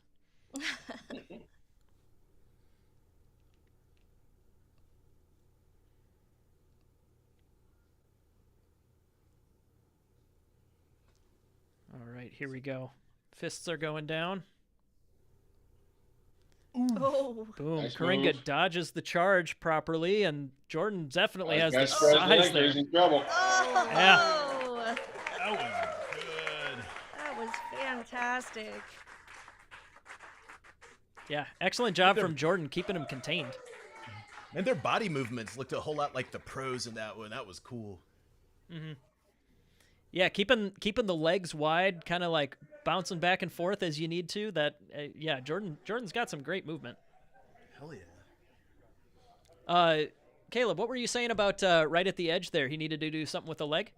Right at the end, Karinga's legs came together right before he got to the edge, and that's when he lost it at that point. You gotta always keep them spread. If you push them together, if someone's pushing on you, you're going back. I gotcha. It is one of the things that professional sumo wrestlers say is the hardest thing to do is to move forward, backwards, and everywhere with your legs spread apart. It's even for Japanese guys, it's like difficult to learn that because you want to naturally. Anybody who's pushed something, you want to naturally have your legs together and kind of like do a piston thing, but you have no control when you do that. So to do that with your legs spread is a lot of hard work. But Jordan seemed to be doing pretty easily. Yeah. I mean, it's not like if his legs were further apart, he could have outmuscled Jordan. But you know, No. it would have been the proper thing to do to defend at that point. You're saying? Yeah, well, because he had them spread at the beginning when they were dancing around the ring and working it back and forth. But as soon as his legs came together, I knew at that point he was probably going to lose it. I gotcha. It happens a lot. It happens more in amateurs than anything else. When you see someone's legs come together at some point during a match, you know that person's probably going to lose. Sure. So that is the first 2 rounds of the winner's bracket. Yep, looks like our online bracket is getting updated here. So Jordan and Mark will be moving on to the semifinals. So there will be a couple losers bracket matches first, but when we get back to that semifinals, it'll be Mark versus Jordan, and the winner will move on to the finals. The loser will get another chance to go into the losers bracket and make their way back up, but looks like we're going to have 1, 2, 3, 4 matches or so before we get to that one.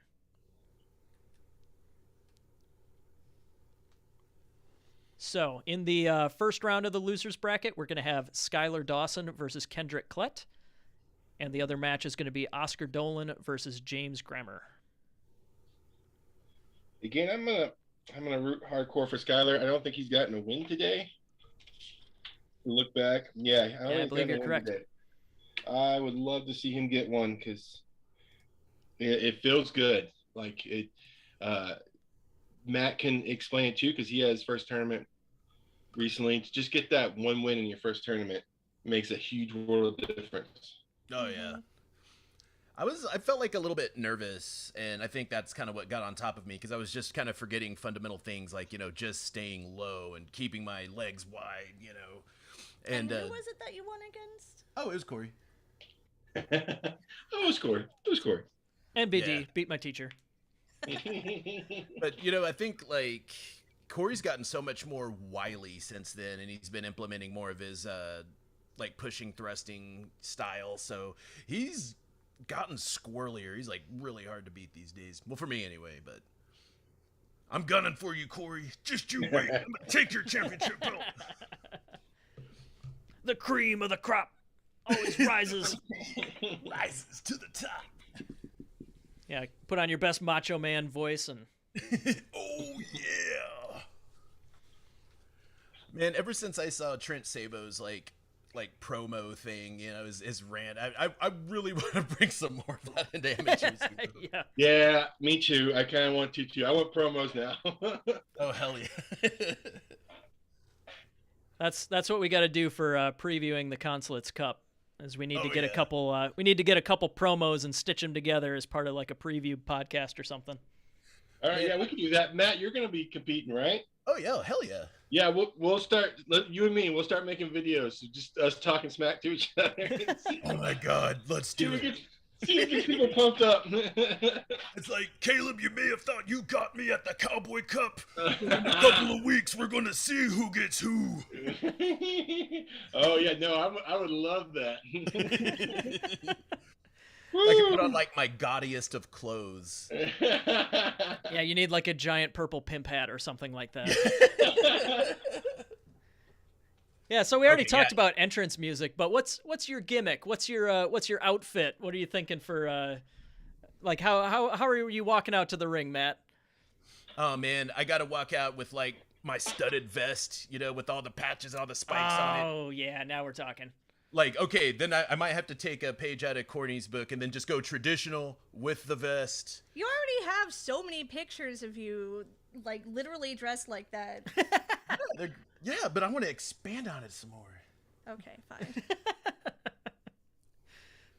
Oh But, man. yeah, so and then probably come out to just like like if my ring entrance music, if it's not gonna be like the slow doom metal of Candlemass, maybe I could just do something like crazy and fast and just like I don't know, that might be more my speed. Studded leather vest and a traditional mawashi. I'm thinking Motorhead. Yeah. Oh my god, it's perfect. Love it. Yeah, good call. What about you, Caleb? I think I've seen you like go for like a Viking gimmick joke in the past. I mean, I get called that a lot. I don't know. I always thought it'd be more country. It'd be something kind of like, with a hat. I gotcha. Ride out on a horse. Yeah. It's Caleb Backus, the honky tonk hellhound. And then I could just Probably be wear, this like, hat right here. dominatrix outfit. Ooh. With the 3-prong. That's a nice hat. Man, I can't wear hats. Like even just like little baseball caps just fit me like tiny yarmulkes. Oh, I have to search online. Yeah, because I wear 8. So I have to search on freaking line to find things. Caleb, you know how I know you're a Texan? Yeah. You know what size your hat is. You Maybe- don't? I just thought everybody did. Yeah, I'm like an 8, 8.5. I really Man. just thought that's what you knew. It's like a shoe size, right? I just got a giant buffalo head. Like I should just be goring people at Yellowstone. Yeah. Hey, now I got the same thing. There's a reason why, a bull gets thrown in a lot when they talk about my sumo. Oh yeah, for sure. Yeah. I got trampled by you that one time. Oh man, that was fun. Yeah. Yeah, that was really cool. You're like an immovable stone. Dude, you were my God, man. I was breathing like Takakeisho at the end of our match. I was like,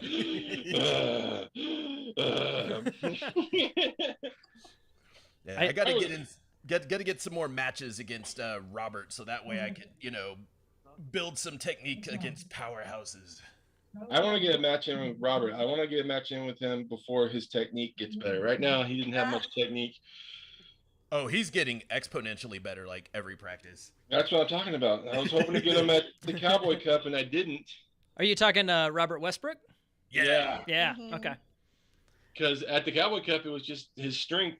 But now that he keeps wrestling, he's going to get so good. It's going to be hard to beat him. Yeah. All right. Looks like we are back. We got Kendrick Klett on the left and Skylar Dawson on the right.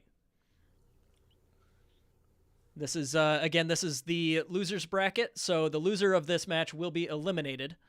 And that will go for the next couple matches as well. Winner moves on to face Karinga.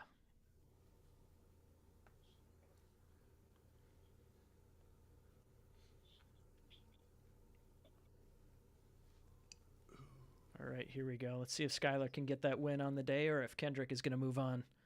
Ooh. Nice low shot. Oh, he got overpowered. Yeah. He had the right spirit, but locking horns with a guy as big as Kendrick, that was a risky move to begin with. Yeah. It's gotta be hard having your hair at that length too, because it just gets right in your eyes. Tell me about it. Oh my Need god. some hair gel. I want to get that sumo pomade, that benzocaine stuff. Right?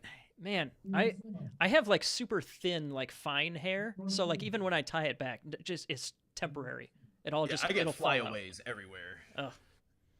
I don't have that problem. Well, aren't you special? I got a lot of hair. All right, so that means that Kendrick is going to be moving on to face Karinga. Skylar is eliminated. Our next match is going to be James versus Oscar, New York Sumo versus New York Sumo. Nice. Man, I've seen videos. Wait, is James? Yeah, James is actually part of the New York Sumo Club, right? I believe so. Yes. Yeah, because I think I've seen him and Oscar some of their practice bouts, and those are pretty wicked. Careful. Knocking shit over there. Come on, Yeah. get it together, guys. Come on now. So yeah, this is New York Sumo versus New York Sumo? Yeah. I didn't realize this till just now. Yep. That's James Grammer on the left, Oscar Dolan on the right. And yeah, they had the same pink tape going on. So I guess we got lightning legs versus lightning arms. This should be fun. Or at least lightning single tricep. Yeah. I don't think he Maybe has as much of it channeling on him, Ura. but yeah. Some Ura channeling here. With all the pink. Kiss the mat. Yeah, I do love the pink. That's nice and I flashy. do too. Yeah.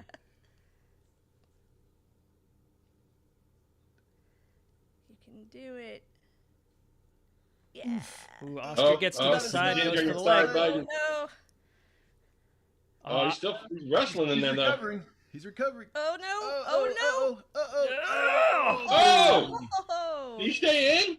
I don't know. It was awfully close. The I goat is think looking Oscar- around. He's not sure either. I think I saw Oscar's leg hit probably before Yeah, his before opponent James. stepped out. Yeah. I think so too. I think Oscar's leg might have like landed on its side. Yep. Mono-e. Yeah, But like yeah, the we're gonna side take of a his look. calf.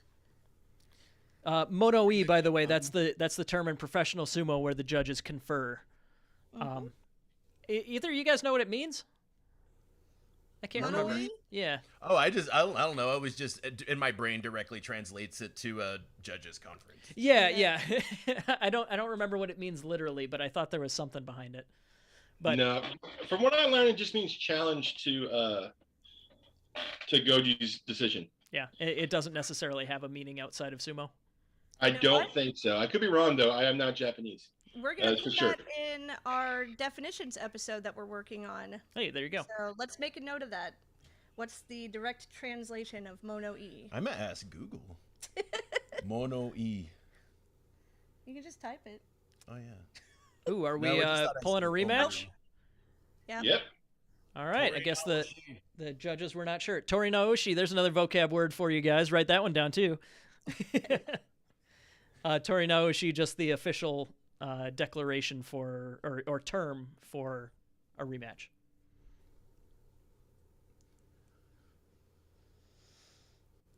Ooh. There we go. Oscar getting to the side again. I think that's a good strategy for him. Oh yeah. It is, but he's got to stay to the side. Whoa. Oh. Yeah. Once James had two hands on him. Yeah, that was that. Yeah, you got to keep moving to the side. You can't just stop. You got to keep on moving. We got Wear the big guy out. got a message in the chat from Mencken saying Mono-e means something to say. Huh. Well, there you go. So basically, the judge is saying, I've got something to say. Or from Richard Neal saying, talk of things. That makes sense.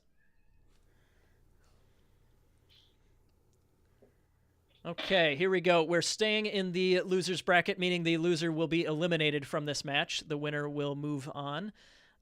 We have Kendrick Klett on the left, Karinga Conway on the right, both from Ironwave Sumo again. A big part of this is probably going to be, can Karinga get inside and grab the belt? Yeah. If Kendrick's pushing and keeping them away from him, it's going to be easy for him. But Karinga gets inside, it's a whole new ball game. Karinga's one of those guys that's pretty squirrely, but he's also got a ton of power behind it.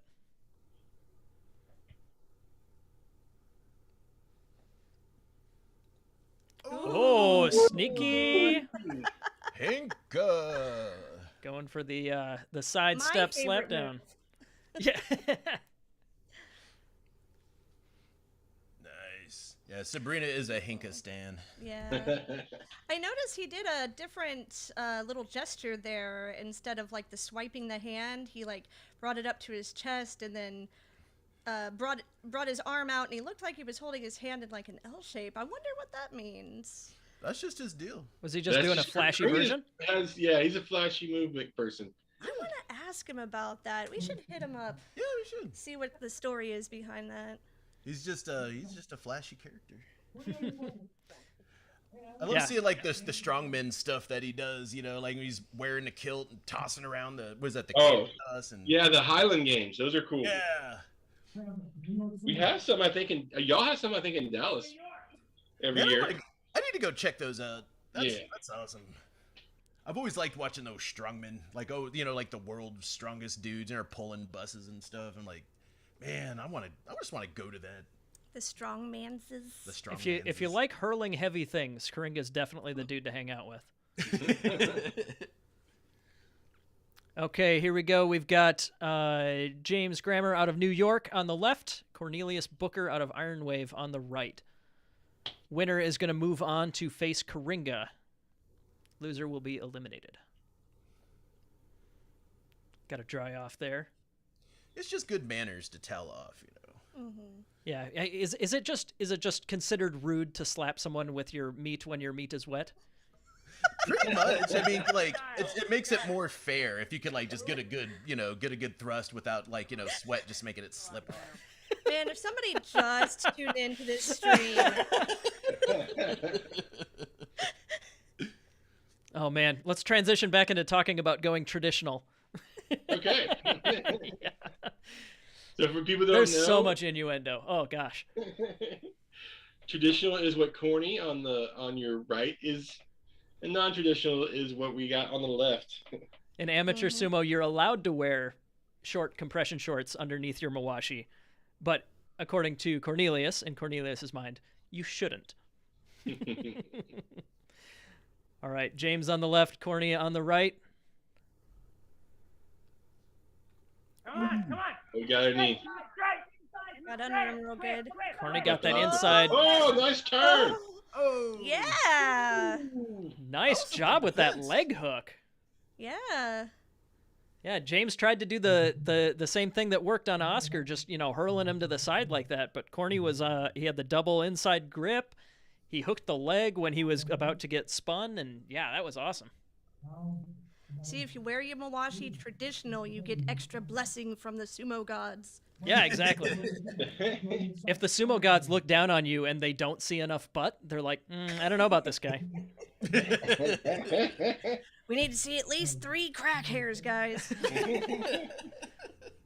Man, where's Sumo Kaboom when we need him? If we're talking man butts, we definitely need. So that means we will have in the loser bracket Corny and Karinga, right? So that should be a fun match. Correct. The winner of this match will move on to the finals, and then next we will have Karinga versus Corny for the right to face the loser of this match. So this is Jordan Sykes on the left and the Ginger Gorilla Mark Jones on the right. A rematch of the heavyweight gold. This should be good. Yep, Mark took that one. Let's see if Jordan can get revenge.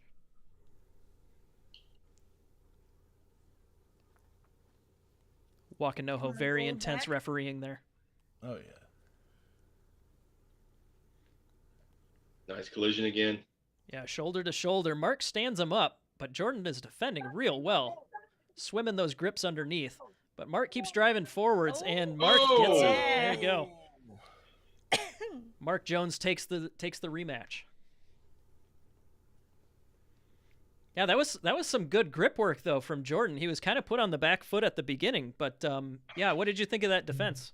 Yeah, it was fantastic defense. His body bend is really well at the edge, making it hard for him. He just needed to, and this is something most heavyweights need to work on. You gotta find an opening to move to the left or the right so that you can flip them around. You just stay there, it's pretty hard to keep it. I have an issue with that. A lot of heavyweights have the issue with that. Yeah, they get to the edge and they have to move. They have to find a way to move to the left or the right to turn the match back into the middle of the ring or switch sides with your opponent. It kind of reminds me of like an 18-wheeler, you know, there's a lot to turn. So Sure. You gotta have special like skill, not too special, but you know what I mean. I don't know. Yeah. Yeah, I mean it's certainly easier said than done. Yeah, that's what I'm trying to say. But yeah, I mean that's the general idea. You gotta if you're getting pushed back, you gotta slip to the side. Okay, so this the winner of this match will move on to face Jordan, but we have Karinga on the left and Cornelius on the right. And the winner will get at least third place. Right. The winner of this will move on to face off with Jordan, and that the loser of that match will determine the bronze.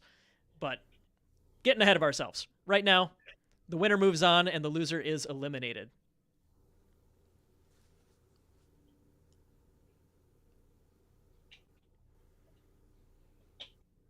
Oh, it's always so tense with these two. There you go. Oof. Oh, you got to turn to the side.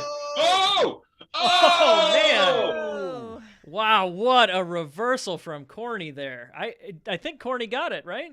Yeah, that's what I think too. So too, they're talking about it a little bit though. I think they spun around, and I do believe that I do believe that Karinga's hand went down. Yeah, I thought I saw Karinga's hand land first. But we'll see what the judges think. Obviously, they had a better view than us, but maybe they're just... So, I have YouTube pulled up, and I'm watching the stream on there as well. Cornies. And it's a little bit later than what we're seeing, and it does look like Karinga's hand hit first. Gotcha.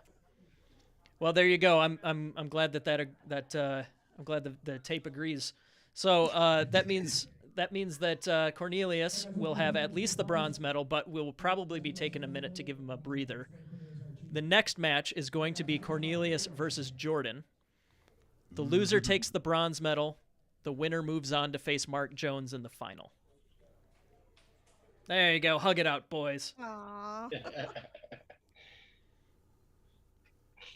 No, I love watching those guys. They both... We were talking earlier about how you got to have a little bit of tradition and a little bit of fun, or we think that you should be able to have a little of both. Yeah. I kind of view those two as like two different sides of that coin as far as Florida coaches go. I think Good balance. Yeah. Neither one is. I'm not saying that either one is better than the other in terms of attitude or anything like that. I just think that they're two different sides of the modern amateur sumo scene. Yeah. Because Karinga's wearing pants, of course. So. Well, like you said, Sabrina, the gods didn't smile on him as much. See? They want buns. I love that this mental picture of God sitting around going, I need to see He's more like, I don't. ass. Yeah. Yeah, I don't know about that one, Coringa. Corny's gonna get this one. Oh man. So yeah, like I said, we do have a breather here, but it's gonna be Cornelius versus Jordan Sykes. And again, just because we have matches going back to back, gotta give a fair chance for people to get a breather in between. But after that, we will have the winner move on to face Mark Jones in the finals.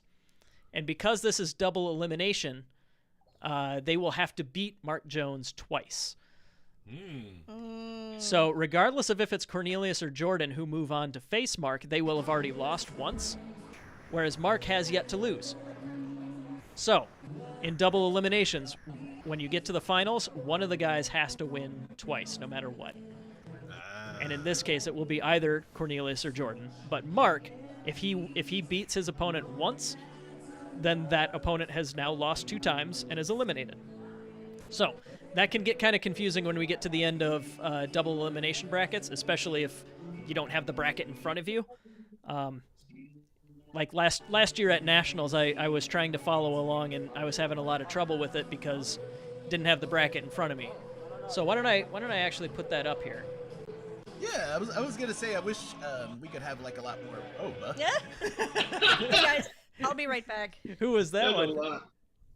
It's just some dude. But if we had more like if we could like see a bracket with some, I think if there were more brackets on these live streams, that would we could kind of switch back and forth. That'd be awesome. Yeah, that's something that I'm trying to do here and there, but still not perfect. Okay, it looks like Coringa versus whoa. Pork Chop.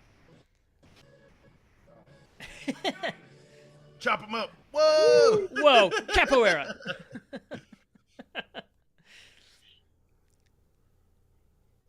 Oh, Morozashi. There you go. He's got the double unders, but yeah, Pork Chop. He has no belt to grab. Yeah, there you go. He's gonna go for that Skui Nage, that beltless arm throw. Whoop! Oh! Is that Kakaeshi? Leaving that question for the black belt on the broadcast here, Caleb. That looked like a gake to me, like probably Sotogake, I'm guessing. Soto I couldn't tell means from outside. the angle. Yeah, Soto means outside, so I think that's the one it was. Yeah, so that's why I thought it was. It felt like it. Plus, you see that a lot more often than the Uchigake, because the Uchigake's the inside trip is really hard to pull off. Yeah. So I brought it back up now that we got that highlight match out of the way. I'm gonna bring the bracket back up real quick. We can talk through this. Yeah. But yeah, you can see on the top that's the winners bracket. So we still need a little bit of updating here. Part of this is that Cornelius has been the one doing the updates on this, and when he's wrestling, obviously that's a little bit more complicated. Oh, we can't see it. Well, you guys can't on Zoom, but I have it on the stream, so. Oh, okay. I guess it'll show up on your TV in a second. Yeah, here. it is. I see it. There you go. Yeah. But yeah, up on the top there, Mark Jones is undefeated, so he is in the finals. So the one that's labeled match 14 there, Mark Jones is in the top of that. And then down below it, match 13, it's got Cornelius and Jordan are the ones that'll fill in there once we get an update. So the winner of Cornelius and Jordan, like I mentioned, will go on to face Mark in the finals, and the loser will get the bronze medal. The winner of Cornelius and Jordan will have to beat Mark 2 times. Man, Mark is on fire today. It's pretty awesome. Yeah, no, I'm super happy to see him back in the ring. He's definitely him and Jordan are guys that we haven't seen pretty much all year, I don't think. And yeah, it's been good to see that they're still in good form here. Wasn't Mark nursing an injury? I think so. I think it's also I think travel was another thing for him too. Oh, Eric again knocked something down. He did, is he just ignoring it? Is he just pretending he didn't do it? What is it about wall hangings when he is near?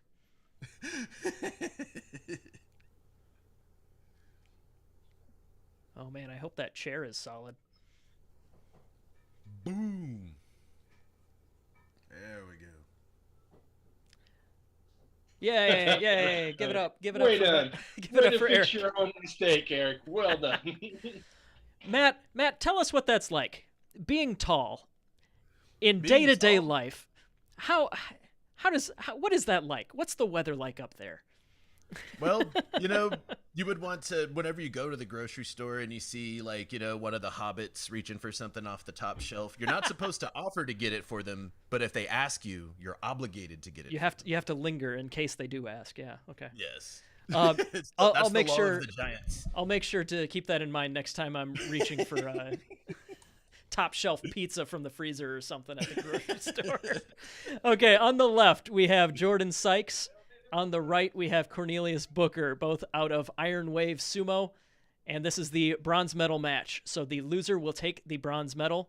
The winner moves on to face Mark Jones in the finals.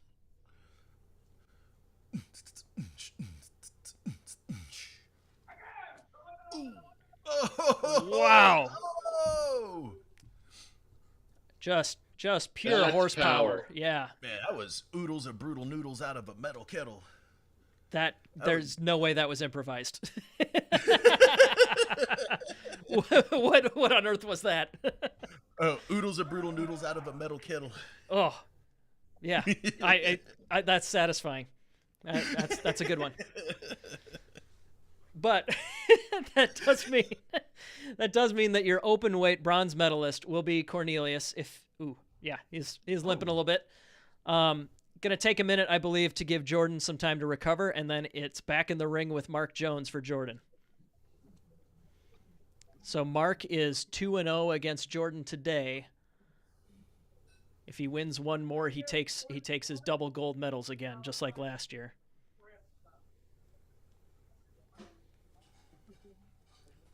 But it sounds like if Mark and Jordan have locked down 1 and 2, that's another sword for each of them, isn't it?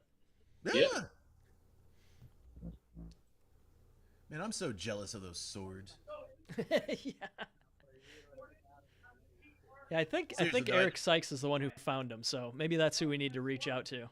Oh yeah, man, I'd really like to do the what's that called? The pro wrestling style championship belt for the Texas Ichiman. Ooh, yeah.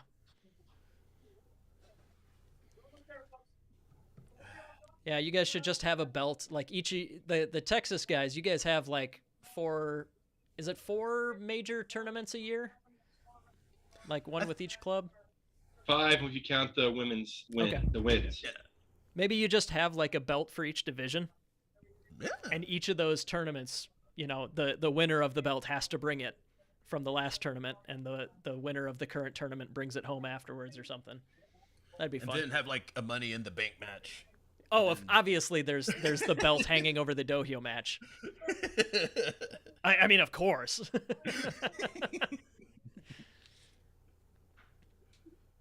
Yeah, or I'm sure that we've mentioned this many a time on all of our respective shows, but yeah, gimmick matches like the Tawara of Fire or something. Oh yeah, the Or- steel cage dohyo. Ladder match. Definitely a ladders and tables match. Yeah. You're only eliminated if you're out of the ring or anything but the bottom of your foot goes through a table.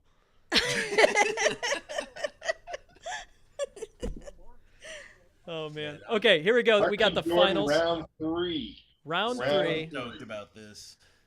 Mark is 2-0 so far. He has to win 1 time. Jordan Sykes on the right, he has to win twice.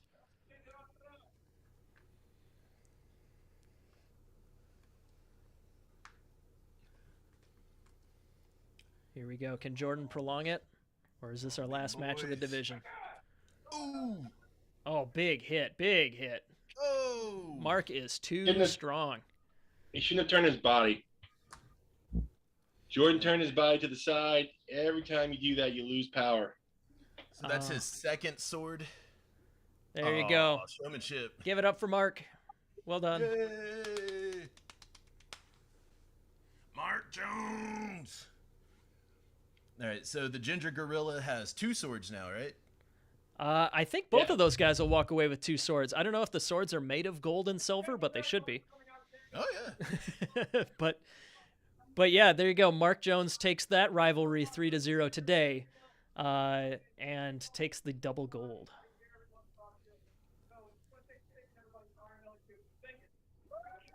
So I think there you go, Mark, or excuse me, Karinga, saying thanks to Wakanoho here, aka Soslan.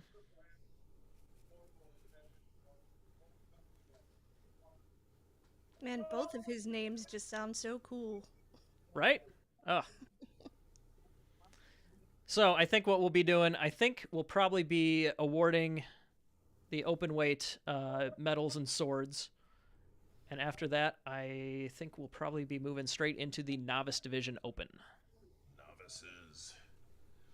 Yeah, in the chat, Kellyanne Ball was asking if I was going to be competing in the Consulates Cup.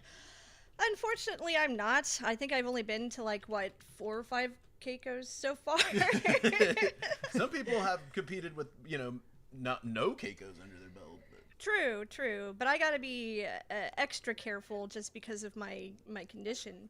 But I am going to be there, and I did buy my ticket, so hopefully I'll get to, like, run around and talk to everybody, and it'll still be super fun. Yeah. Yeah, we'll have representation from, like, all the podcasts there. That'll be awesome. Yeah. Sumo Kaboom's gonna be there too? I think so. I think they're helping out with internet commentary, like stream commentary, like what we're doing right now. Nice. I think so. And I think Bruce from Tachiai may have caught the bug for amateur sumo. So I think I've heard rumors he might be there, but definitely me and Mac will be there. We'll be working on, like, brackets and ring announcing, similar to what we did at Nationals and Vegas and such. Well, Lori, if you're listening, if you need anybody to talk about sumo butts with, come and find me. Hell yes. I don't know a better expert to have as a second girl on the desk. Oh man. That's like one of the big things that us and Sumo Kaboom have in common. We love sumo butts. We love all butts, really. And we love to give people dumb nicknames. Oh man, what was it? Oh god, I just had a brain fart. Never mind. It's fine. No, I've never had that happen ever. So I don't know what you're talking about. But yeah, I think as far as I know, we are still doing a novice division, but I haven't heard. Maybe they needed to get that picture in before anybody headed out. But we'll see what's going on. Oh, excellent! We're getting some butt comments in the chat here, just to keep it on topic. Sumo Butts podcast. Yeah. Seriously, our mascot should just be Tina Belcher. Just as butt crazy as we are. Yeah, I am hand drawing a design for my Sumo Butts Drive Me Nuts t-shirt that And I'm going to she make. put a lot of detail into that butt. I actually based it off of that Nicki Minaj picture, so Yeah, I was gonna say, whose butt is it some based people on? might recognize it. It's like a sexier Sankyo from the back kind of thing. Yeah. And in the face, it kind of looks like Emo? no, what's the one double tits? What? Oh, Kotonowaka. Kotonowaka, yeah. In the face, kind of looks like Kotonowaka. Yeah, I can kind of see that. Well, that's another one that I'm not going to be able to unsee. It was completely unintentional. It just kind of came out that way. Oh man. Okay, well, I do apologize. It sounds like we are not going to do the novice open weight. I think we're just crunched for time here. Yeah, but just got word from our showrunners. But Kellyanne said yes, Tina. Oh well.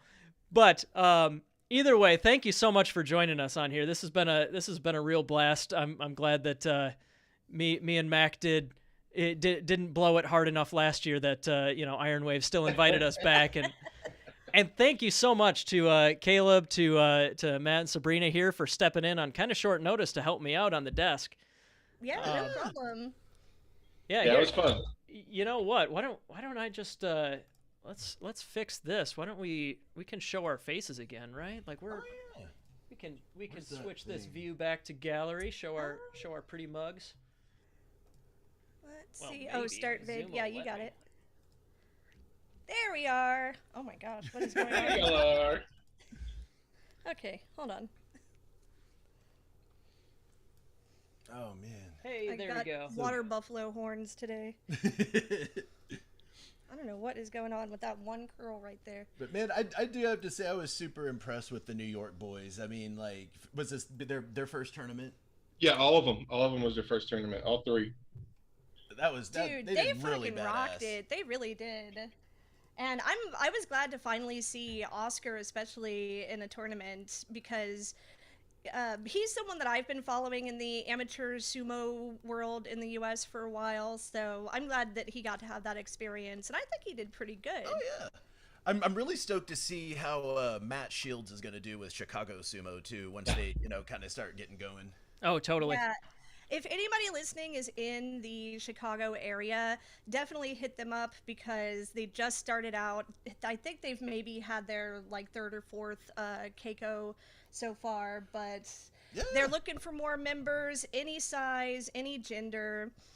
You can hit them up on Instagram and all that social media. Yep. Facebook too. Yeah. Straight up, like that's for like all clubs. Go find a sumo club. Like we're all over now, and we're growing in America. Find us out. You can find us Texas, Florida, New York, the Midwest, Yeah. California. They're up there. There's 2 clubs in Seattle at this point. Just find us. I'm Yep. wearing the Rain City Sumo shirt. Hey, there you go. Nice. I need one. Yeah. And if you're having trouble finding something near you, definitely hit one of us up. Anybody who's on this stream right now will be able to tell you what the nearest sumo club is to you. And you can even just start your own sumo club. Absolutely. And keep an eye out for that that newsletter, American Sumo. There'll be another Yes. one out in roughly a week. We just needed to make sure that we had time to do a write-up of this event. Wanted to make sure that that was part of our features. So in the next week or so, keep an eye out for that. That'll be all over the all over social media and stuff. Anything to do with Grand Sumo Breakdown, we'll be blasting that out. So, and then you guys, where can we find your shows? Oh man, we are on the Spotify, the YouTube, the Apple, the the Amazon, I think. Yeah, we're on all the regular podcasting networks. We're on YouTube. If you want to check out our social media, we're on Facebook and Instagram and all that jazz. If you check us out on Twitter, though, it's actually Punx Sumo instead of Sumo Punx because I fucked up the Twitter and always spell Punx with an X. Hey, real quick, I got to interrupt because I saw in the chat, got a friend starting a sumo club in Omaha, Nebraska. Omaha, Nice. Nebraska, Nice. noted for being only 2 hours away from Des Moines. So, Yes. just saying. Get those Cornhuskers. Yeah. Hell yeah. I will forgive the fact that they are from Nebraska if they are willing to try sumo. But no, I'm sorry to interrupt. Go on. The Corn of Scorn. Yeah, you can find Sake and Sumo at Lone Star Sumo on YouTube. We don't have all the other stuff at the moment because I don't have the time. But we will, as soon as I can have someone. I run all the media stuff for Mighty Eagle Sumo, so doing that and my podcast is really difficult. Yeah. But we drink, we talk sumo, and me and Justin have been doing sumo for a while now, so we are kind of fun to listen to. Oh yeah, definitely. And we say all the names wrong because we drink a lot. Yeah, I was Yours gonna is say. so informative, though. I've Yeah. learned Yeah. some things from your show. I For like sure. the vacation episode at the river or the lake, wherever you guys. Oh yeah, we always try to do that. We were supposed to do that at the Worlds. We were supposed to do it like we had this nice little glass patio we were going to be drinking and talking in, but no, Justin had to injure his shoulder and get hopped up on painkillers, so he couldn't tell it. And But yes, and I want to say that in a month's time, if you enjoyed this, in a month's time, there's one in Austin that should probably be up on Dark Circle Sumo on YouTube, and that's going to be fun as well. absolutely, yeah. Grand Sumo Breakdown, my podcast with Mac and Ryan and Fleric. Obviously, you found our YouTube channel, so you can check out some of our other stuff. We cover all sorts of pro and amateur sumo. Keep an eye out. We always try to post as much as we can about upcoming tournaments, especially ones where we're lucky enough to be able to travel for it. So that one in Austin's coming up at the beginning of September. The U.S. Sumo Open is the week after that. Beginning of October is Beer City in Grand Rapids, Michigan. When's Houston? That's like mid-November. November 10th, 12th? I think, or yeah, somewhere around there. Something 9th, like 10th, that. 11th, somewhere around there. There's a lot coming up. So this We'll find it. We'll find it. yeah. No, this fall is a great time to And then be there's- in amateur sumo. Oh, hell yeah. There's Sumo Dan's tournament he's doing in New Jersey, too. Oh yeah, tell me more about that. Yeah. I've been out of the loop on that one. It's at the Mr. America Sports Festival in Atlantic City, New Jersey. So okay. it's out October the 8th. Oh, did you just see that? Did you Yeah, I just- saw Oscar get a throw off on Corey. Oh, Corey. poor Cordy. Did he kill him? You killed Cordy. Oh, Corny, he gets banged up in a lot of matches, but the worst one I ever saw was I think it was an open weight match, so he was going against a heavyweight or somebody, and they fell with their knee right down in his crotch, and it was like Right it was in a the chip brutal artist. nut shot. Yeah. Oh. All right, sounds like they're signing off here. But yeah, again, thank you guys. And just because they're not represented doesn't mean that you shouldn't look up Sumo Kaboom, the other English language podcast here in the States. They're fantastic. You want to hear more about sumo butts? Yeah. Sumo Kaboom definitely nurtured my love of sumo. Oh, Yeah, and they're very informative as well. I also like to say recently, y'all had the Ronin Sumo. That was fantastic. And Sumo Punx, y'all's one with Eric was fantastic interviews. Those were fun to listen to, both y'all. I just Yeah, wanna let thanks. y'all know. Yeah, we were actually talking to him for like 3 straight hours, just like we did with you guys. Yeah. I don't Yeah, know no, he's how I fun. got it pared down to like an hour and a half. Oh my gosh, you should have seen him after Worlds Games. We got him stupid drunk. And he forgot his USA hat. I grabbed it for him and mailed it back to him. He was Oh, stupid man. drunk. Well, hey, man. here's I can to imagine. here's to making some news stories in a month or so in Austin. All right, have a great night, All guys. right, signing off. Thanks again, everybody, for watching, and tune in for the next one. Bye, y'all.